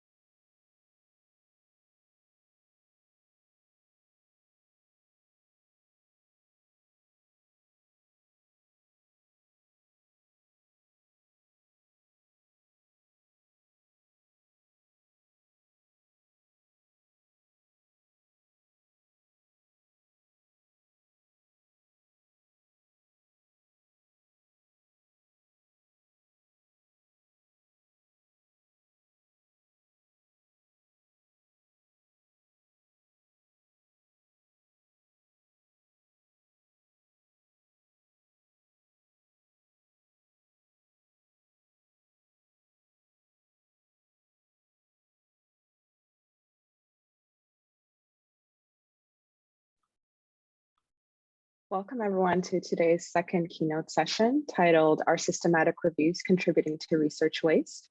My name is Daria Lawson. I'm a methodologist and PhD candidate in the Department of Health Research Methods, Evidence, and Impact at McMaster University. And I'll let my co-chair introduce herself. Hello from my side as well. My name is Raluca Svetku. I'm a researcher at the National School of Public Health, Management and Professional Development in Bucharest, and I'm happy to co-chair with Daria today. Great, thank you. And now it is my pleasure to introduce the keynote speakers for the session, Dr. Lesley Stewart and Dr. Livia Puljak. The first speaker is Dr. Lesley Stewart, who is the head of the department and director of the Center for Reviews and Dissemination at the University of York. She's also the director of the National Institute for Health Research Evidence Synthesis Program. Her research interests include the conduct and methodological development of systematic reviews, individual patient data meta-analysis, research transparency, and data sharing. She'll be speaking about registration and minimizing redundancy in systematic reviews. And with that, we'll start with the first presentation. Hello, I'm Lesley Stewart, Director of CRD, the Centre for Reviews and Dissemination at the University of York in the UK. CRD is a research department that specialises in evidence synthesis, and one of the things that we do is to produce PROSPERO, our international prospective register of systematic review protocols, which is why I believe I've been asked to talk about whether registration has succeeded in reducing duplication in systematic reviews. Over the past few years, there has been growing concern about proliferation of systematic reviews addressing the same research questions, and that many reviews have been repeated without reasonable justification. There may, of course, be very good reasons for repeating a review. As described in a paper by Tugwell and colleagues reporting on the development of a checklist to help decide when intended replication might be useful, that describes direct replication as purposeful repetition to verify the findings of an original review, which might be warranted if, for example, there are concerns about conflict of interest. If a systematic review of the effectiveness of a drug has been carried out by the manufacturer, then replication by an independent team may be valuable. Conceptual replication by purposeful broadening or narrowing of the research questions posed in the original review may also be justified. For example, looking at a more focused population that may better reflect the characteristics of the population to which the results of the new review will be applied.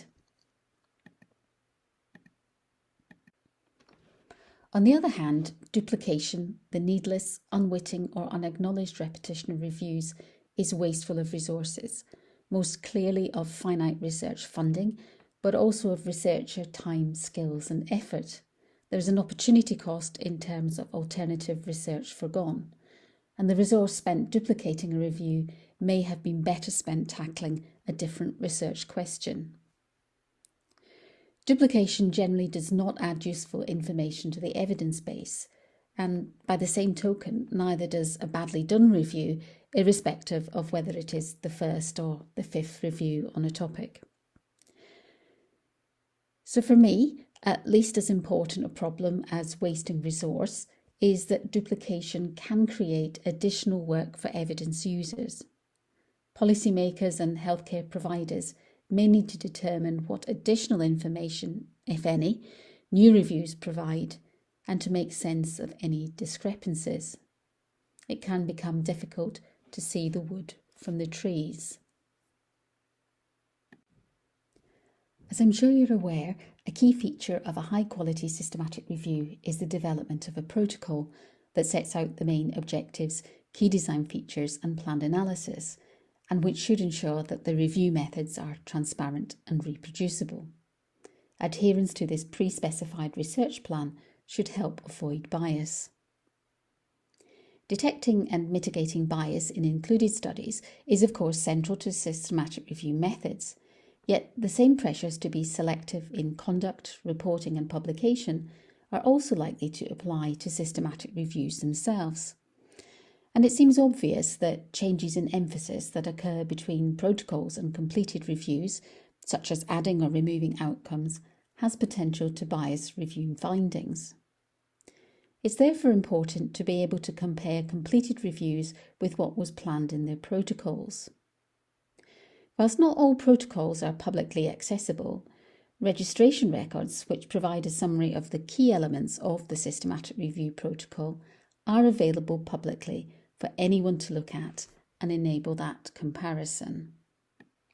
So registration of systematic review protocols can help guard against reporting and other biases by capturing the key elements of a planned review and maintaining a permanent public record of these.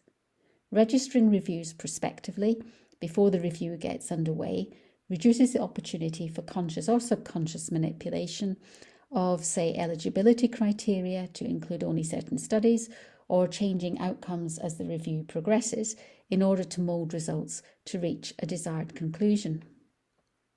When the review is published, it can be linked via a registration number and compared with what was intended at registration and in any subsequent updates to the registration record.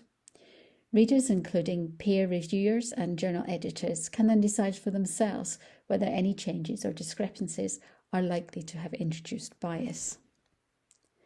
Providing open access information about ongoing systematic reviews through registration also encourages transparency and resonates with public appetite for openness and disclosure. And coming to the topic for today, prospective registration also has a role to play in avoiding unintended duplication by making in-progress reviews more discoverable, enabling anyone who's considering commissioning or carrying out a review to search the register and check whether there are any reviews already in the pipeline that address their topic of interest. And if they do identify similar reviews, to consider whether their planned review remains justified and decide whether or not to proceed. The registration number may also be useful in onward tracking of review use and impact. So helping avoid unintended duplication is an important but not the only reason for systematic review registration. And these were the motivating factors which, along with the publication of the PRISMA 2009 statement, which encouraged reporting of a registration number if available, led CRD to develop Prospero as the first dedicated systematic review register. Developed by CRD with NIHR, that's the National Institute for Health Research in the UK funding, and support from an international advisory group, Prospero launched in February 2011. And in the 11 years since its launch, I think it's fair to say that prospective registration of systematic reviews has become accepted as best practice. Prospero requires prospective registration, which is increasingly becoming referred to as pre-registration. Reviews should be registered after a protocol has been written, but before screening studies for inclusion starts. The registration record captures key design features, including inclusion and exclusion criteria, outcomes, and search and data synthesis strategies, along with information about the research team, funding, and planned timeline. We also maintain a time-stamped audit trail of any subsequent amendments that are made to the record, and issue a registration number, which, as I have said, enables the final published review to be linked with and compared to the registration record. Many journals now require inclusion of a registration number in systematic review publications, and some funders, such as the NIHR, require it before funding is released. Prospero operates on an open access, no-charge basis. It is free to register a systematic review and free to search the register database. And I think it's important to note that the content of each registration record is the responsibility of the protocol author. Prospero does not provide peer review or endorsement of content. Now, when we set Prospero up, we anticipated receiving about 2,000 registrations per year. And just how wrong we were. In 2011, there were less than 300 registrations, after which the numbers grew substantially year on year. In 2015, there were almost 5,000, and in 2021, just under 39,000 registrations. The cumulative total as at the end of August this year stood at around 170,000 registration records. And of course, those are only the reviews that are registered in Prospero. Some are registered elsewhere, and many are not registered at all. In March 2020, Prospero made the decision to fast-track registration of review protocols related to COVID-19 and to aim to publish these within 24 hours of submission, Monday to Friday. The intention of fast-tracking was to support the global pandemic research endeavour by making information about planned and ongoing reviews public as quickly as possible, and to provide researchers and policymakers with an overview of the evidence synthesis pipeline. We hope that this would also help reduce unintended duplication by enabling authors to check whether similar reviews already existed before embarking on a new one, and that they could do that based on up-to-date information. Indeed, the Prospero homepage encourages those registering reviews to first check whether a suitable review already exists and not to duplicate without good reason. However, it quickly became clear to Prospero administrators that there was considerable numbers of very similar reviews being registered. And this sparked a small-scale research project carried out by CRD doctoral research fellows Lucy Beresford and Ruth Walker, which examined the extent and nature of duplication in a sample of Prospero registration records related to COVID-19. And this included exploring whether replication was done unknowingly or covertly, or explicitly for good reason by protocol authors who were open and transparent about replication. The graph shows the number of reviews on all topics related to COVID-19 registered between March 2020 to January 2021, with a peak of around 600 reviews being registered in April 2020 and then declining to around 200 per month. And that's the rate that has continued since.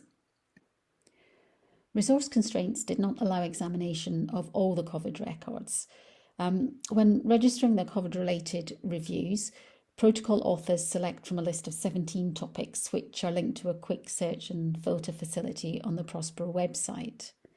And 4 of these topic areas were selected for study: epidemiology, transmission, treatment and rehabilitation, and looking at registrations that took place between March 2020 and January 21. Within topic areas, records with similar subject areas, which were identified by coding and matching keywords based on the review title, were compared using the PCOS criteria recorded in the Prospero registration record. A judgment was then made about whether PCOS were close enough to be considered duplicates. So, in other words, reviews with differences in PCOS that would be considered as conceptual replication, as described by Tugwell, were not classed as duplicates.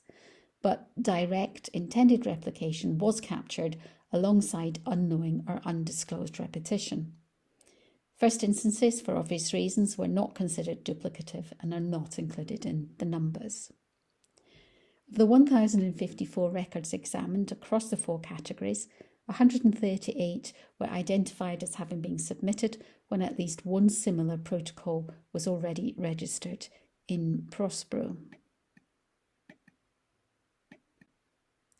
So across the categories, this accounted for 13% of reviews during the selected periods, but duplication was most pronounced for reviews of treatment, where 20% of reviews were considered duplicative. There were, for example, 14 reviews of hydroxychloroquine with the same or very similar PCOS to an already registered review. There were only 2 examples of rapid reviews being replaced by full systematic reviews, which was quite surprising, as we had anticipated that after an initial rapid review, which may have used abbreviated methods owing to time constraints, may have been followed up later by a full systematic review. 23 systematic reviews and 1 additional living review were registered after a living review on the same topic. For example, after registration of a living review and network meta-analysis on all COVID-19 interventions, 7 further standard systematic reviews were registered on the same topic.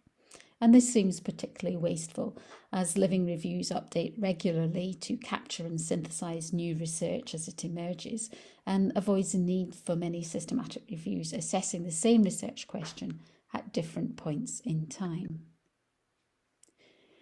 We then looked to see whether any of the 138 duplicate reviews had acknowledged similar pre-existing reviews during the registration process. So prior to PROSPER registration, authors are asked a series of screening questions, including whether they have searched for and whether they identified any similar reviews. And answers to these questions are held in the PROSPER system alongside the registration record. So of the 138 reviews deemed to be duplicative, 85 of these did not acknowledge any similar existing reviews. 47 recorded that similar reviews had already been registered, but that their review was sufficiently different to them to go ahead. 5 noted similar reviews and stated that repetition was needed. In the registration records themselves, in other words, the content that can be seen by others, 33 acknowledged similar existing reviews and only 4 recorded a reason for replication within the record, despite being advised during the registration process that the reasons for duplication should be made clear.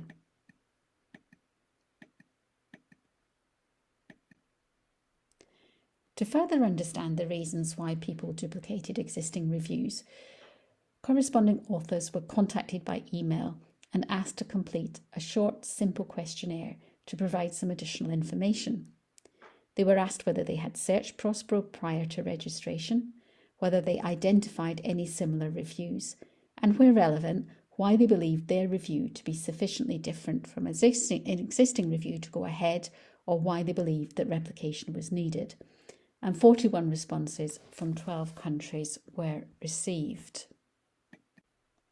Of the 18 survey respondents who had indicated that the review was not similar to existing reviews during the PROSPER screening process, 8 said that they had searched PROSPER but did not identify any reviews on the same topic, although Ruth and Lucy clearly had identified such reviews. When asked to provide their search terms, some were so broad, such as single words like COVID-19, that a large number of results would have been returned, and screening would have been daunting and possibly not done. Others had used multiple search terms, and when we repeated their searches, all of them identified the duplicate records related to the review. 10 people said that they had searched PROSPER and found some reviews on the same topic, but decided that these were not similar to the review, so they reached a different conclusion on similarity to our research team.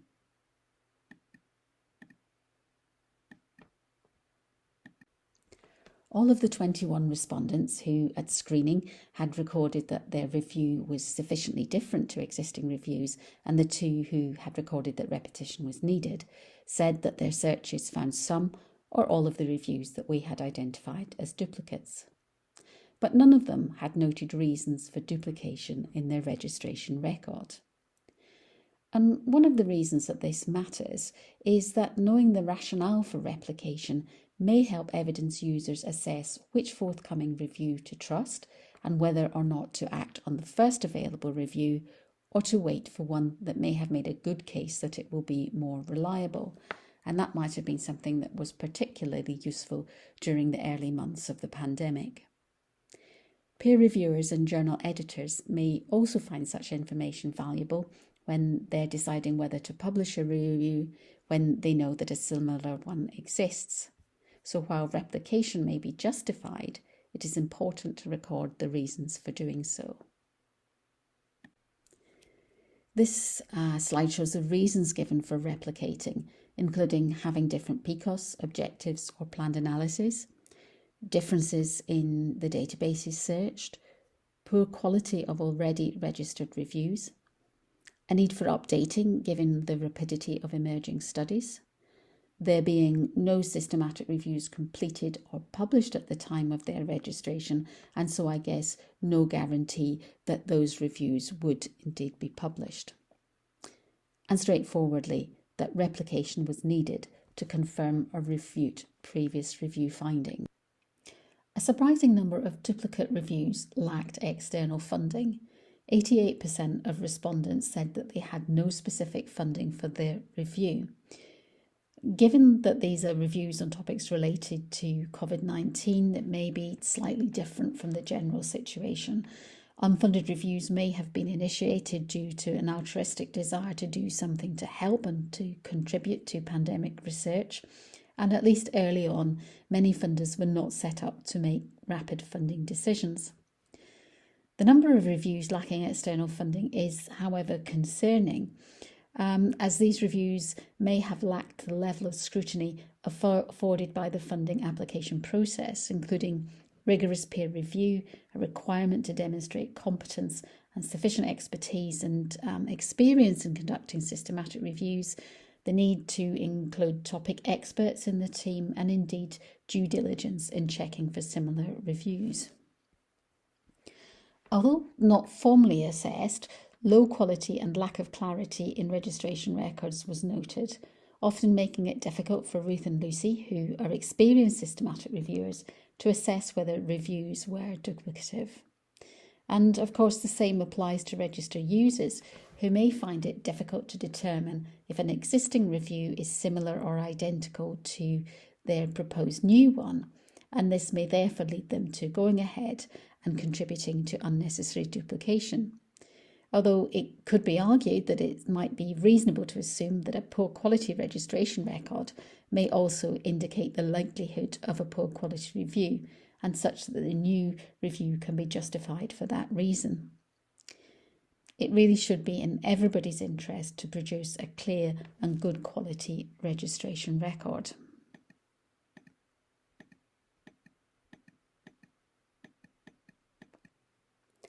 I also want to mention very briefly some of the findings of a recently published cross-sectional study by MacDonald and colleagues, which investigated the completeness and currency of published systematic reviews of remdesivir and compared this with a living guideline approach. Using information available from Europe PubMed Central in May 2021, they identified 38 different reviews of remdesivir. Only 12 of these cited other systematic reviews, and just 4 provided justifications for why another review was necessary. Only 8 of them were registered in Prospero. Both research projects were small scale and related to COVID-19, so they may not be generalisable to other areas, but they were similar in their findings. Considerable duplication was noted. Most of this was unacknowledged, and even when replication was intended, the reasons for this were seldom reported. We might consider whether this matters. At least for the Prospero study, many of the duplicate reviews were unfunded, so didn't waste financial resource directly. And without knowing more about any reasoning behind each replication, it's difficult to judge to what extent repetition was justified, or whether the research effort might have been better spent elsewhere. As I've said, there may have been peculiarities associated with the pandemic in play that may not be reflective of usual practice. Certainly, the content of some registration records did make us question how well the researchers involved understood systematic review and how experienced they were in this type of research. The low barriers to doing reviews, in that they can be done without funding, they don't require ethical approval or specialised equipment, and perhaps importantly here, can be done from a home desk. That may have encouraged people without the necessary skills, experience and support to do reviews, and may have contributed to duplication, poor quality and a low signal to noise ratio. So to try to summarise, one of the roles of review registers is to help reduce unintended duplication of reviews, alongside reducing bias and increasing transparency. Returning to the question posed of whether registration has succeeded in reducing duplication, well, we know and have evidence that duplication happens.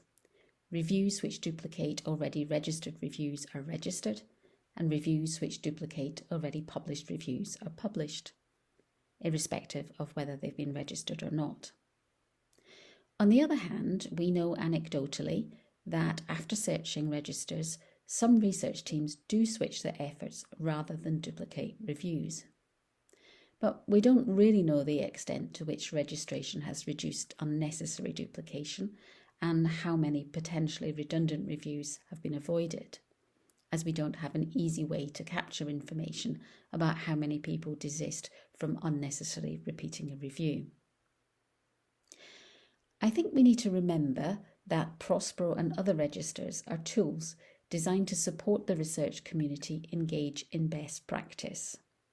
Registers collect and provide information, researchers make choices, and ultimately responsibility for unintended or unjustified duplication rests with the research team. However, we have learned quite a lot over the past years, and I think there are things that registration systems can do to help. And so for this and other reasons, we have recently embarked on a major redevelopment of Prospero. So the new version of Prospero that's currently under development, in that the system will flag potentially similar reviews rather than relying on the protocol author having to search for them. Providing information about the reasons for replication and the value of a new review will become mandatory. We will also require information about whether the review protocol has been peer-reviewed and by whom, along with additional information on funding. We hope that guided completion of registration information and a requirement for sign-off on the registration record content by all protocol authors will improve the clarity and quality of information provided, and thereby be helpful in others assessing whether their new proposed reviews will be duplicative. Improved search functionality should also help research funders identify similar reviews prior to commissioning, and additional guidance and information about avoiding research waste will be embedded in the system. Moving forward, we need to increase awareness of the existence, extent and impact of research waste, and that this also applies to systematic reviews just as much as to other studies. Initial checking for similar reviews should be embedded within good systematic review methods and practice, and explicit consideration given to if, when and why replication is needed. As said before, not all repetition is bad. It may be justified, but as a community, we need to be more explicit and transparent about reporting reasoning behind replication. Registration and systematic review registers can play an important role in this, facilitating identification of similar reviews to help avoid unintended duplication, making users think about whether another review is needed, and to explain the rationale for any deliberate replication. Also by steering protocol authors to adopt good methods, given that a poor quality review is just as wasteful of effort and resource as a duplicated one. And so registration of systematic reviews should continue to be encouraged. We also need systems to identify best quality planned, ongoing and completed reviews that are fit for decision making and most closely match evidence user needs. And in future, better linkage between evidence users and evidence producers in prioritising, planning and commissioning systematic reviews. Thank you.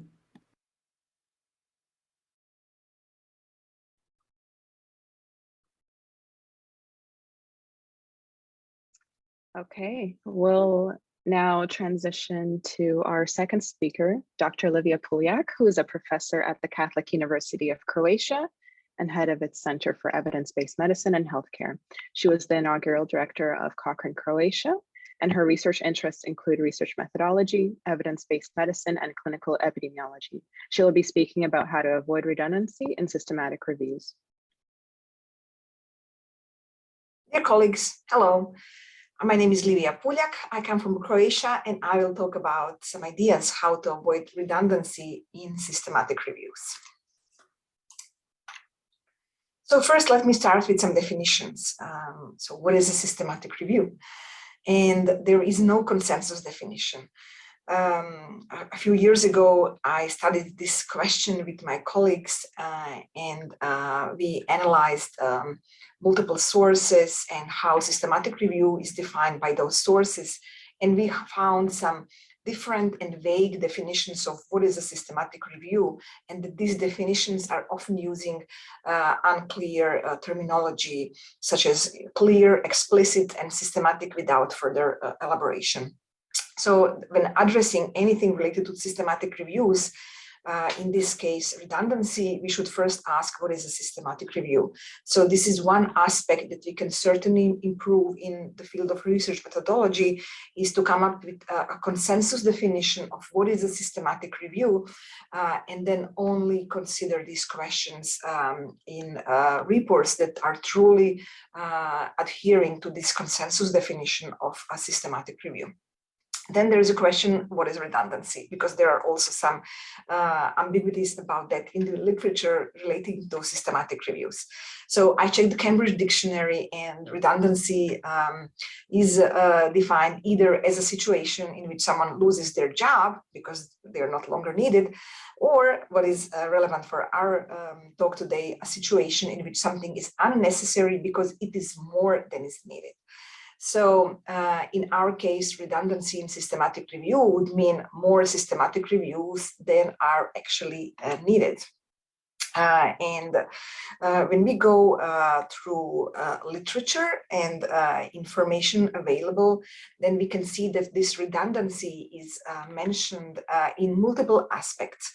So for example, there is a guide for ethical writing that addresses duplicate and redundant publication. So in this respect, the author says that duplicate publications are publications containing identical or nearly identical text, but redundant publications would be when researchers publish the same data, but with a somewhat different textual slant, which would be a version of a duplicate publication. So when we talk about redundant systematic reviews, it is difficult to skip the paper published by John Ioannidis in 2016, which was titled "The Mass Production of Redundant, Misleading, and Conflicted Systematic Reviews and Meta-Analysis." And in this paper, Ioannidis wrote that most topics addressed by meta-analysis of randomized trials have overlapping redundant meta-analysis. Some topic, with meta-analysis may have exceeded the number of 20.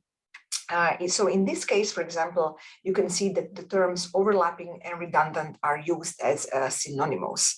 And the question is this really a synonym? And can we treat it as such? A figure from this paper has a term that says redundant and unnecessary.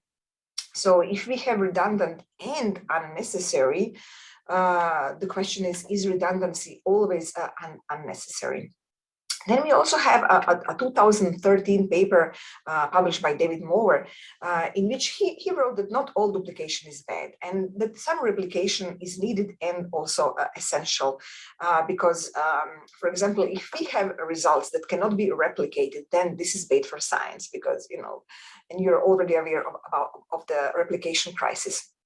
So the Moore also wrote that in the context of systematic reviews and meta-analysis, there is no magic number of what should be considered the correct amount of replication. And so his proposal that most people would probably consider that if you have 2 or 3 systematic reviews on the same topic with similar eligibility criteria and outcomes, that this could be reasonable, whereas 4 or more would definitely be too many. And there's also a very relevant question posed by Moore: when does replication become unnecessary duplication? And he also highlighted that unnecessary duplication should be considered research waste, which is a problem also from the funding perspective. Then in 2020, Peter Tuggle and colleagues published a consensus checklist that guides authors through replication of systematic reviews. The guide is asking when to replicate systematic reviews of interventions.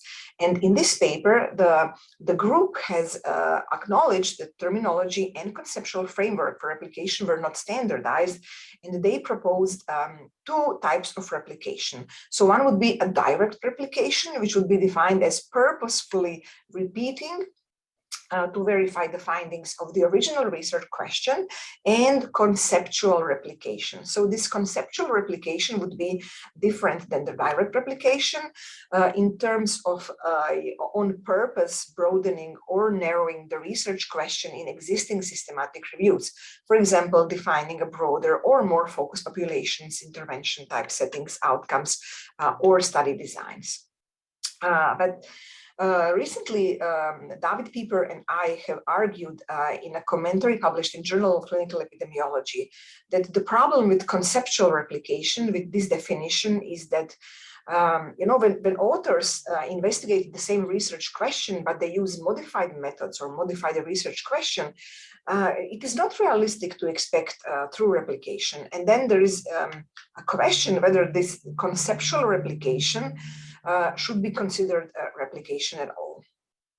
And in that case, it is realistic to expect to produce overlapping systematic reviews, but not replicated or duplicated systematic reviews from the ones that already exist. We also pointed out to the problem of intentionality, of whether somebody intended actually to replicate something that already exists.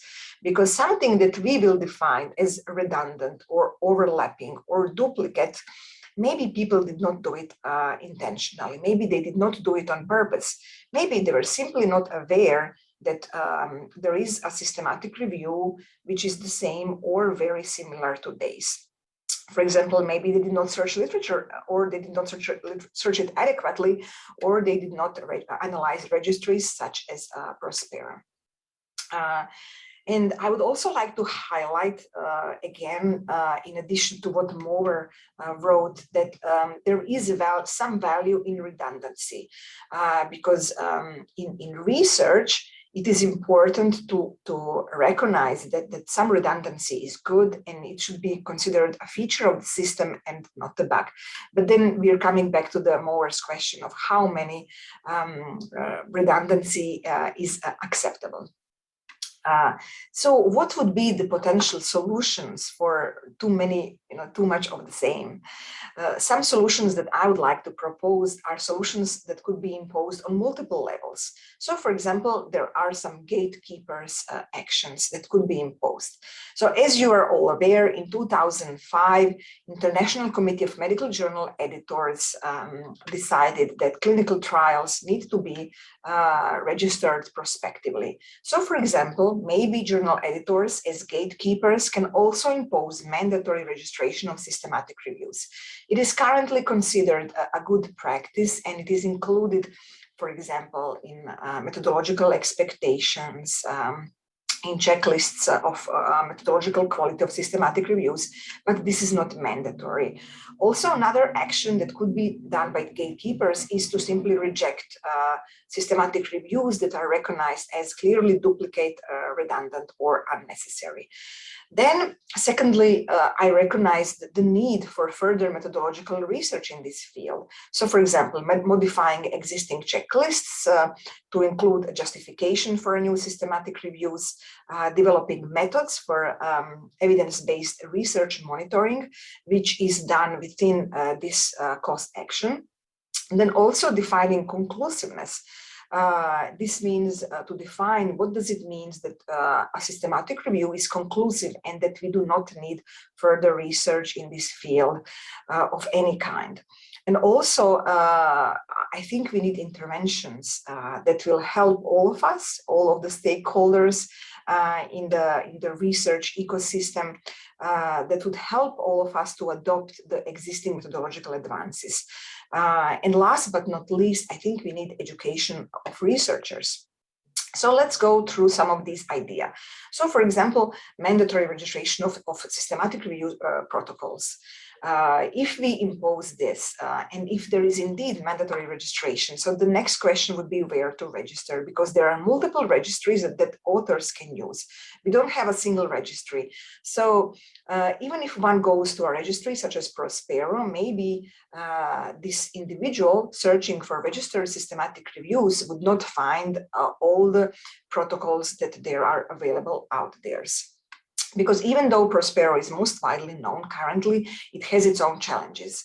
I have published a letter some time ago in which I wrote about delays in publishing systematic reviews registration in Prospero, and I described my case of a systematic review that waited 6 months from submission to publication on the Prospero website. And within these 6 months, we almost completed this systematic review because it was very narrow and we didn't have many included studies.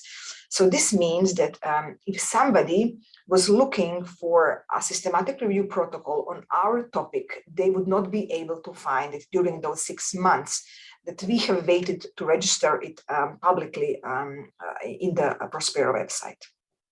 Then we have citation analysis. So if we require that somebody is doing a search for systematic reviews and that they cite the existing systematic reviews, even that may not be enough, because maybe when somebody started their systematic review, maybe there wasn't a duplicate or overlapping systematic review, but somebody maybe was faster than them and something got published along the time when the other group was working on their systematic review.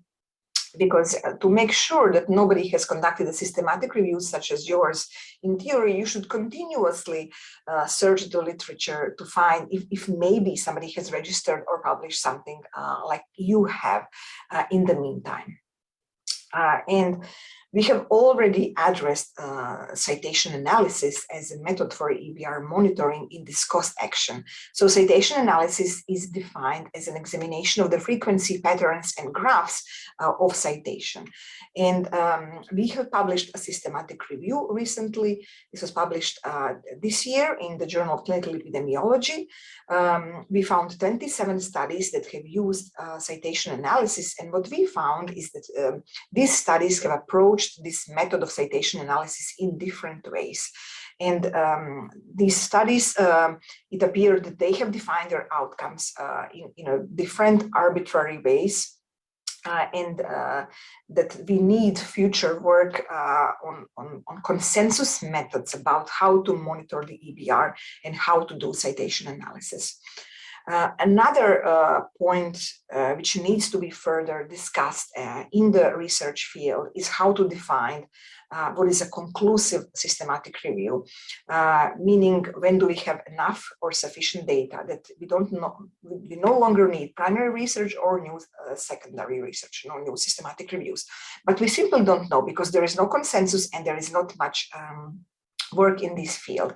Even when something is declared as conclusive, it is often not clear why. So we have tackled this question recently in 2 papers that were published in research synthesis methods. So in the first paper, we addressed reviews that Cochrane has declared as stabilized. For Cochrane, stable systematic review is the one that is not in the need of updating. So in the first study, we included more than 500 Cochrane reviews labeled as stable in Archie. And we found that the most common reason for stabilization was that the last search did not identify any potentially relevant studies that are likely to change conclusions. And for almost half of the Cochrane reviews, we found, we considered that the justification that was provided by Cochrane for stabilization was not clearly described.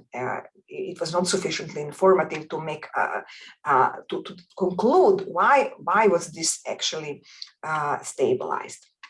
Then, since we found in this first study some Cochrane reviews which were stabilized with a justification that they were conclusive, we wanted to analyze those systematic reviews from Cochrane in more detail, because we were wondering, what does it actually mean that a systematic review is conclusive? We were wondering whether Cochrane has any algorithm, any recognizable method, any recognizable pattern of data that would warrant a conclusion that something was something was conclusive. So what we found after analyzing 40 Cochrane reviews is that the rationales for their stabilization did not enable any insight into the Cochrane's decision-making algorithm for considering the evidence as conclusive. We also analyzed the outcomes presented in the summary of findings table, and we found that the great majority of those outcomes were rated at either low or very low certainty of evidence. And we were very concerned about this because it appears that Cochrane is deciding that some systematic reviews are providing conclusive evidence based on evidence that are mostly of low or very low certainty. And what we found when we analyzed those reviews is that none of those reviews mentioned in the text that the review should be stabilized or closed, or that there is sufficient evidence on this subject. So from this, we can only conclude that the authors themselves did not decide that these reviews should be stabilized or closed because they are conclusive, because otherwise they would write this in their systematic review and in their conclusions. So, it is possible that this decision for stabilizing or closing these Cochrane reviews because they are conclusive was done by somebody in Cochrane, which does not include Cochrane review authors. So we concluded the definition of systematic review conclusiveness is still lacking, which may contribute to research waste. So what is needed is methodologists working on these topics. So there are multiple aspects of this problem that require further work. A lot of them is about definitions. How do we define all the things that we are working on and that we would like to address so that we all know what we are talking about and that we are all on the same page. So even when some definitions or taxonomies are proposed, they should be open to further debate because it is questionable if a single group of researchers proposes some definitions, whether this is universally adopted or approved by other researchers in the field. So I would like to show an example from a recent manuscript published by Carol Rooney and colleagues about a new taxonomy for overlap across all reviews of systematic reviews. So in this example, the group defined overlap as duplication of PICO eligibility criteria and not reported as an update nor a replication. So now the question is, if somebody does not report that something is an update, if somebody does not report that this is a replication, should this be indeed considered as an overlap? And then if you see in the second bullet, in this paper, the authors defined multiple categories of overlap. So they had overlap that was identical, nearly identical, partial, or subsumed. So when you would look into their methods, the question is whether everybody would agree on their definitions about overlap and how to set thresholds about what is identical, nearly identical, partial, or subsumed, and what is not desirable in further research. So I also think that we should explore interventions about how to adopt the tools or knowledge that already exist, because we already have some good practices and we have some tools and checklists that could be used. And we all know the multiple studies are showing that these practices are not adopted or are insufficiently adopted. So the question is, how do we improve that? So we don't only need development of new methods, we also need to work on interventions about how to adopt the existing method to a sufficient amount.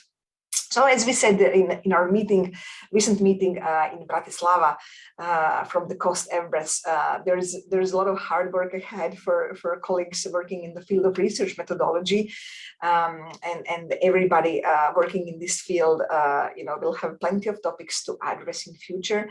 But I think that we should also be realistic, because there are so many researchers and so many journals, and it is difficult to expect that everyone will be aware of the expectations, and even if they are aware, that they will adhere to them. there will always be research waste, and we are all aware that there are journals with insufficiently, inadequate research practices, and that accept systematic reviews of inadequate quality. So, if they are accepting systematic reviews of inadequate quality, they will also accept those that we can consider as redundant, duplicate, or unnecessary, or those with inadequate amount of overlap. But we should not be pessimistic about it. We can certainly try to do our best to reduce it in the future. Thank you.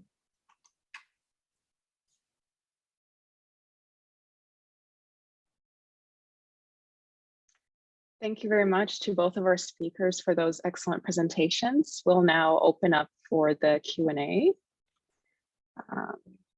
And I'll start with first question addressed to Lesley from Hans. So we just published a study evaluating the registration. We found of the published systematic reviews, 38% had a protocol. Is that a large number? Can you hear me? How about that? Yes. Yes, good. It's certainly not a large enough number, I think, is the answer. It's very disappointing number. I suppose to some extent you can question whether something that doesn't produce some sort of protocol or a research plan is actually a systematic review, in that the sort of pre-specification is missing. Okay, thank you. Another question again to Lesley from Hans. Can you elaborate upon the criteria you used in the study to state duplication, considering the former discussion with Charlotte Kugler earlier today? Sorry, I didn't hear the discussion earlier, but the researchers that were working on this were, I mean, it's always going to be a bit subjective, isn't it? But they were trying to look at the PCOS criteria that were in the registration records and comparing them to see whether there were sort of substantial differences. I think people will probably always come to slightly different conclusions about that, but that's what they did. And clearly the people registering the reviews and responding to the survey probably interpreted slightly differently as well.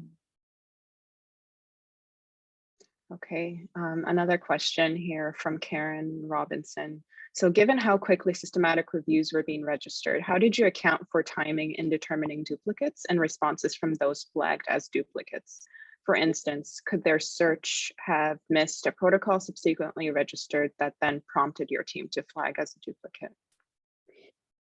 Okay, so with this, Ruth and Lucy used all the timings that were in the Prospero system. So we know when things were submitted and sent back and returned. So they only looked at what was published and publicly available when the particular review that they were looking at was registered. So they were looking at the same information as that new review author would have been looking at when they made the decision to go ahead. And so, for example, sometimes things were submitted and were sent back to authors for clarification. So they were in the system, but they couldn't be seen publicly. So those were not included. So it was based on what the new review author should have been able to see at the time. Okay, thank you. And there's also a comment from Hans, exciting new features of Prospero, and I agree, the redevelopments sound really promising, especially to flag to users, similar reviews and prompting researchers to really think twice about providing a rationale for replication. So that's exciting. Can I just add with that as well, as actually it's happened at the moment and it will be built on in the new version as well, when we're talking about sort of delays in that, because the volume was so great and it was only a very small team that we had doing what amounted to sort of basic copy editing and checking of things, that we've moved away from that. So things are automatically registered now. So hopefully nobody will ever have to wait 6 months again in future for things to be registered. At the moment, it's built to make sure that things are done in 10 days. In future, it will be kind of almost immediate. Great. So there's a comment from Mike Clark. Thanks, Lesley. It's a great shame to see that concerns raised about the potential for waste in COVID-19 research do seem to have come true. And he's linked article here. So I can, I'll leave that for you to review later. And then there's another comment from Karen Robinson. Agree, Hans, particularly interested in improved search functionality. So as you mentioned, anecdotally, we have had issues finding our own registrations without a registration number. Okay, so we'll move on to another question now to Livia from Hans. Would it be possible to formulate criteria to distinguish between needed redundancy and not needed redundancy in research and systematic reviews? I think that's very difficult in the case of this, of something that is not defined by Kugler and colleagues as direct replication. So if you have a direct replication, if somebody is directly, using the same thing, with the same methods, then you can clearly say, okay, this is duplication, and there's more road 2 or 3 types of the same is fine, but more of that is likely problematic. So if you have a direct replication, I think everybody would agree that too much of the same is definitely not needed, especially if these reviews are coming at the same time. But I think the issue of overlap is a gray zone, because I'm sure everybody will find a justification for some kind of overlap, because they will say that some angle was not covered or adequately covered with previous systematic reviews. So I think with overlapping questions, it would be really difficult to define what exactly is redundant when there is, it's not completely the same, but it's a little bit different. So I'm not sure that I would be able now to offer a solution, for saying, what amount of overlap is not needed, it should not be allowed. I don't know if Lesley has a different opinion. Yeah. I agree. I think it's really challenging, but I guess one of the things is that the more transparent things are, the easier it is. If people are very clear about explaining why they've repeated and what's different, then I guess that allows the people who are reading and using the review to sort of make their own decisions about that. And, some may be more applicable to their situation than others, or, a peer reviewer or a journal editor might decide that actually, that there isn't any justification for doing something that's very, very similar. But yeah, I'm not sure we'll ever get to a great solution on it. Thank you both. Another question to Livia from Hans. In the study by Ferguson et al. From 2005, they identified a lot of redundant studies. However, many of the studies identified in the search were published in the same year or just the year after. So there seems to be a trend in specific topics. Publishing systematic reviews seems to be a trend nowadays. What do you think? Yes, so yeah, I think that Hans is on the right track, because I think we can all see that some topics are fashionable, some topics are hot, and everybody wants to address the same topics. And this goes back to this issue of intentionality, whether somebody really intended to replicate something, or they simply came upon the same idea and maybe they didn't search the registry, or they didn't do it properly. And I saw the comment, I think Karen wrote a comment that she couldn't find her own registration without the number. So I think this tells us that this aspect of intention is very important when we're discussing the redundancy. I would give people the benefit of the doubt. I'm pretty sure that most of the people would not intend to create exactly the same review as somebody else, because you would like to be original, or at least a little bit different. At least if you're a pragmatic author trying to get published, maybe you would be concerned whether you will be published if your review is exactly the same as something that was done before. So I think that Hans is right, that some topics are hot and fashionable and everybody wants to address them. Several years ago, I was doing a systematic review about aspirin for primary prevention. And then all of these other systematic reviews on that topic started popping out before we finished ours. It seemed that everybody is, all of a sudden is publishing systematic reviews on the same topic. And when we started, we couldn't find anything registered on that topic, but other people were faster than us. Anything to add, Lesley? If not, we can move on to the next question. Something was there, but I forgot what it was. So move on. Okay. So a question to both of you, Hans. Can we find a common definition of real redundancy? Ooh, that's quite a tricky one, isn't it? I'm sure we could work on it. But one thing I would say, I think, we're sort of focused a lot on duplication, but the point about actually poor quality reviews being redundant as well, I think that's really important because they're actually not really adding anything to knowledge, and they're not helping evidence users and decision makers. So I think it's got to include that aspect as well.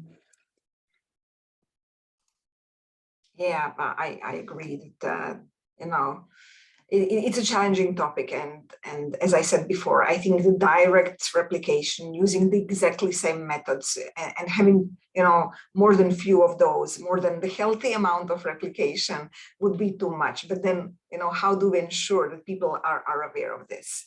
Maybe we will get to a point where, for example, I don't know, there is some kind of a software solution, where you register your systematic review and the computers are following what is published, what is registered elsewhere, and you get an alert. Oh, something like you registered has been registered elsewhere or in Prospero or published. So, do you want to reconsider whether you want to proceed with this systematic review? Some kind of alert that something similar is going on. Some kind of automation method that would alert people about duplication, that something like this already exists. Some kind of idealistic vision of not duplicating effort. I liked when Lesley said in their analysis that some of these reviews that were identified as duplicate, they didn't have financial support, so there was not, let's say, direct financial consequence of the duplication, but still human effort. Even if you don't get a grant to conduct something, you still waste your own resources, you're wasting your time, and you could be spending your time doing something else, something that is not a duplication. So maybe if we could get some automated tools that would help us identify duplications, maybe that could help. So people would channel their resources into topics that were not addressed or sufficiently addressed before. Yeah, I mean, I think that would be lovely, but I think, especially when people have funding, they're contracted to finish the review. I think sort of decision makers that commission them will probably want their own review finished, whatever. And, I guess in some ways as well, it's just human nature, isn't it? If people have gone so far with a review, they probably want to finish it anyway. But it could help people who are in the early stages of sort of, just planning the review to decide that they should switch their efforts elsewhere, which of course is, is much better all round. Thank you. Question from Clara to both of you. To avoid waste, shouldn't new systematic reviews that fully replicate an existing one be encouraged to update rather than replicate the existing systematic review? So that moving the start of their search period to when the existing systematic review was last searched. Yes, so I think if somebody would like to do to continue something that already exists, and if the existing review is out, you think it's outdated and there is a new evidence available, that of course people, if they're aware of the existing topic and if they are fine with the methods, they can just do an update. Period. They don't need to start the whole process from the scratch. But there could be a situation, I guess this would be a conceptual replication then, where there is an existing review and you are aware of it, but you're not totally fine with the methods. So you think you can do it better. You think you can do it slightly different. That this would be, something where you do want to start all over, where you do want to start from scratch. And I have done several studies about overlapping systematic reviews, where people seemingly use very similar methods and PICOs and inclusion criteria, but they anyway end up with different results, with different included studies, etc. So even if you're using the same methods, this is not a guarantee in systematic reviews that you will end with the same result. And I have seen this as a systematic reviewer, how human error can happen, even if when you're trying to prevent bias and when you're trying to do something, for example, by two people independently. In one of my systematic reviews, we have had a case when two independent authors have excluded clearly eligible study on the level of screening of titles and abstracts. So it was obvious from the title and abstract that this study was eligible, and two people independently excluded it. So we realized this only later, that this was excluded by two people independently. So even when you're using all these safeguards, you want to do something according to the top methods, a human error can still happen, and then you don't end up with the same result as if another team would be doing this. Yeah, I mean, I think systematic reviews are objective, or as objective as they can be, but I think we've also got to recognize that there are lots of subjective decisions made along the way, and that it's possible for different teams doing the same things to reach slightly different conclusions, and those might be at key points, and things might differ. And going back to something that was said before, I think coming back to sometimes there are very good reasons to want to do something again. So particularly if there are concerns about vested or conflicts of interest in terms of the people who've done the review before. So, it isn't all bad. Okay, thanks. Question to both of you. What are the chances of getting an update published? Oh, you can publish anything. You just have to be persistent. I think if you're willing to pay an open access fee to some journals, certainly it's not too difficult. Yeah, I have one paper that was rejected, I think 10 times. And, it got published anyway. It was a study, it was a diploma thesis of my student, and it was done in one clinical hospital, and we kept being rejected for the reason this was done in a local hospital in Croatia, and the results are not necessarily generalizable and interesting to the global audience. And, the study was not even considered to be sent for peer review in multiple of these journals, but we were persistent and we published it anyway.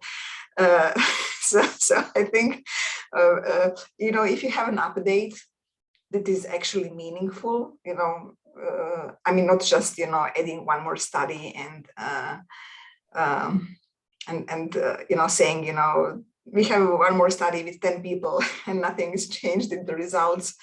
So I think if you have an update that is meaningful, that this could be also interested to a higher impact journals. But, even if you have an update that is confirming prior results, I'm pretty sure, if you're persistent, you will get published. Okay, great. So next question, and I kind of was thinking of this as well as you're both speaking. As it stands, given we do have all of these duplicate reviews, and until we get to some progress in improving on this issue, what are some of your key takeaways, I guess, when judging what review to trust? Which one should be used in an evidence-based research approach? So I think we should do a quality assessment and choose those that adhere to these quality criteria. and then choose the one that has the highest methodological standards as the one that you would use as your benchmark for proceeding further. Because if you have multiple reviews, especially if they say different things, then the question is, how do you decide which one to trust? Yeah, I agree with that. I think you should go for the one that's the most methodologically sound. You may want to also think about your own context within which you're making your decisions, because there may be some differences in scope, so some might be more useful for you as a decision maker. But obviously the quality is really very important indeed. And I think that can sometimes be really quite difficult for people to judge. And they can need a bit of help with that. And I think just sort of going back to thinking about Prospero again and other systems, about how we can help users to kind of sort of surface the best or the likely best qualities reviews. It's quite a challenge, and it would be nice to have some quite simple proxies that people could help them to judge, and sort of ideas on that would be great. I mean, I guess we all know that there are evidence producers who've got good reputations, and so they're trusted sources, which is quite a nice shortcut. But that doesn't mean that other people can't do very good quality reviews as well. Thank you. Yeah, I think that's a good point, especially for decision makers that aren't necessarily trained as methodologists, right? So I think that's important to have those tools. Question for Livia from Karen Robinson. Could you talk more about replication versus duplication? Is there a way to distinguish? Maybe asking, as Lesley noted, for rationale for duplication. Yes, so I think if we go back to that paper of Kugler and colleagues about checklists when to replicate systematic reviews, what they defined as direct replication. I think this is the only thing that should be considered a direct duplication if you have exactly the same thing. But then with this conceptual replication, when things are not exactly the same as prior reviews, we're getting to gray areas, which is undefined. And then the question is, do you really have a good justification for doing a new systematic review with a slightly different angle? So I think if people have rational explanation, scientifically justifiable, but then we go to a question, what is scientifically justifiable? So I do think that there should be a rationale for duplication, what Karen wrote. If people are aware that there is a review on the same topic, but honestly, I really cannot, as a researcher, I cannot imagine doing a direct replication for a systematic review that is up to date.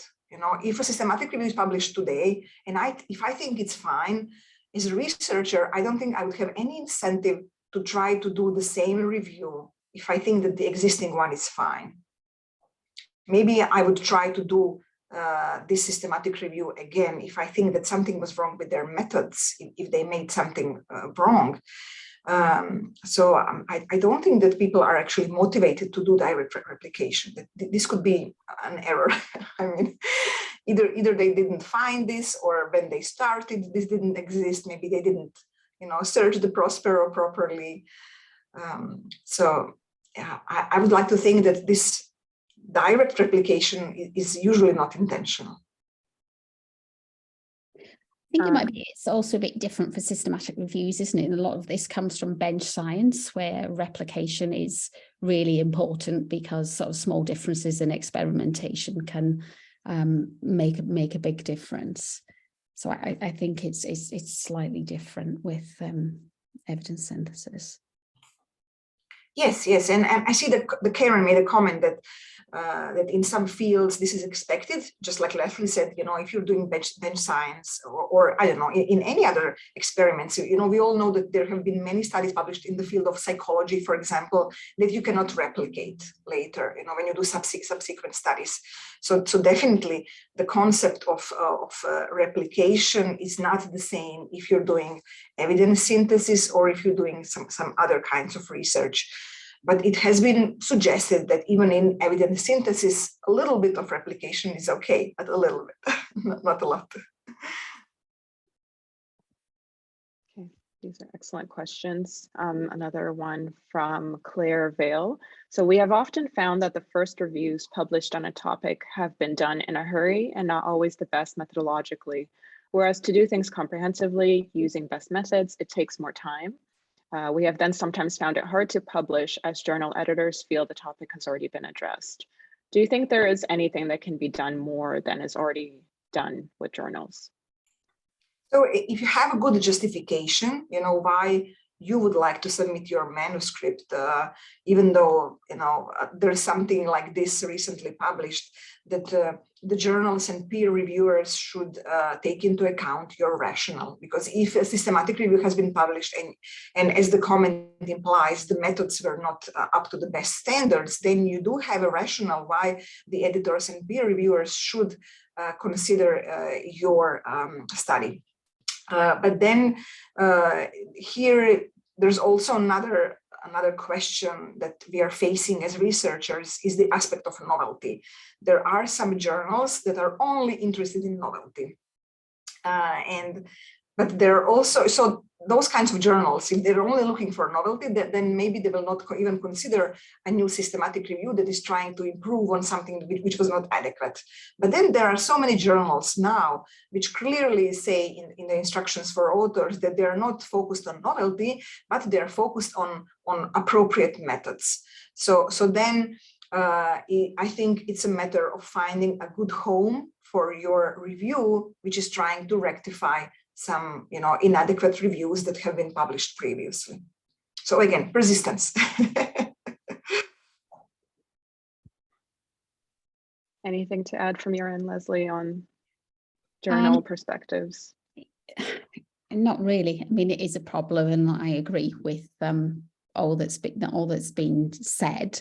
I think it's also important not just to, I mean, obviously we're all, you know, the way academia works, we're all driven by publications, but probably also sort of important to sort of remember the sort of decision-making angle, and that, you know, we mostly do systematic reviews for a purpose, which is hopefully to influence and sort of underpin and support decision-making. And I guess, you know, that's really where our impact comes from. So, you know, I think, as I said, going forward, better sort of linkage and connection between sort of evidence users and evidence producers, you know, will be helpful. And it's not quite the same, but it will be, it's another stream to making sure that what you do is worthwhile and has an impact, because you've got this direct route into changing practice rather than relying on somebody picking up a publication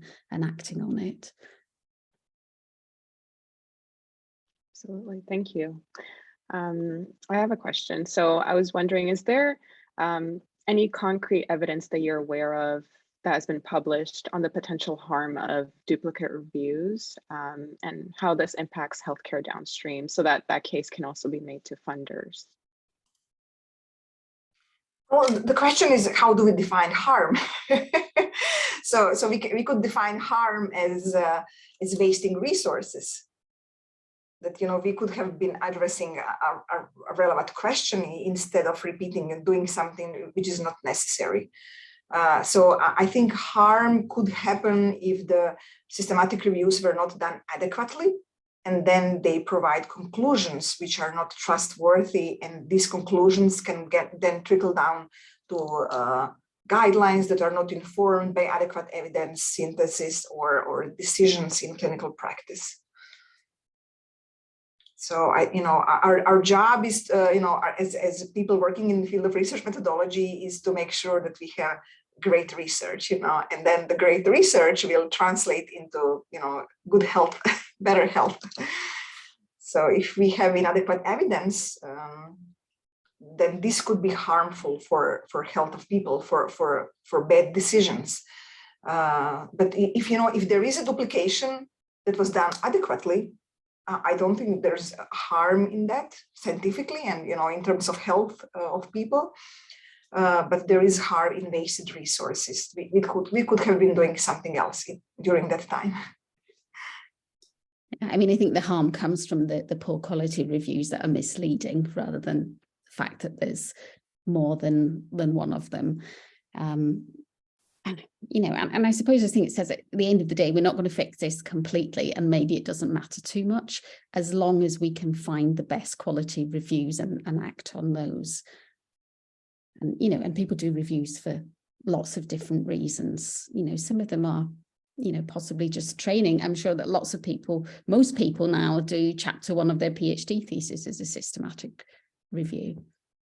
Yeah, I agree with you. I think, that we should be less concerned about the duplicate reviews and if they're adequate, and more concerned about how systematic reviews are done, because we have all these studies being published. And I mean, not only about systematic reviews, but about all kinds of evidence showing that something is inadequate. Reporting is inadequate, methods are inadequate, this is inadequate, that is inadequate, we need improvement in this or that. So there are a lot of things to fix in how we do science. Yeah, I mean, I think maybe some of the harm is just that there are so many of them, and it is the issue of people who need the evidence finding it actually hard to find what they need and knowing which to trust. Right, thank you. And there's a comment here from Judith, comment on harm. There's also harm if a multitude of systematic reviews with different conclusions allows guideline makers or other evidence users, like individual doctors, to cherry pick the systematic review to write their own preferred guideline.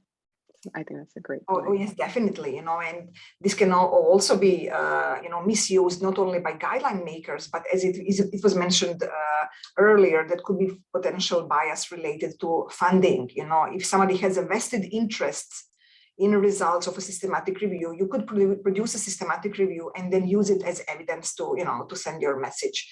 So I do see a problem with biased and inadequate systematic reviews, definitely. Okay, it looks like that was the bulk of the questions. Comment here just flagging from Caroline. If anyone can't attend tomorrow, we'd be very grateful if you could complete the short survey and let us know your thoughts on today. And there's a link here, but I think otherwise we're a little early, but thank you to everyone for your thoughtful questions. Thanks again very much to our panelists, Lesley and Livia, for this discussion, which I'm sure will continue offline. And Raluca, shall I pass over to you to close? Many thanks to Daria and Raluca for superb chairing. Thank you as well, everybody, for a great session today, and looking forward to tomorrow's agenda, which is also looking very promising. And I'm sure we're going to continue the very fruitful discussions we had and enjoyed today. So wish you a lovely evening and see you tomorrow. Thank you. Bye. Bye, everybody. Have a nice day.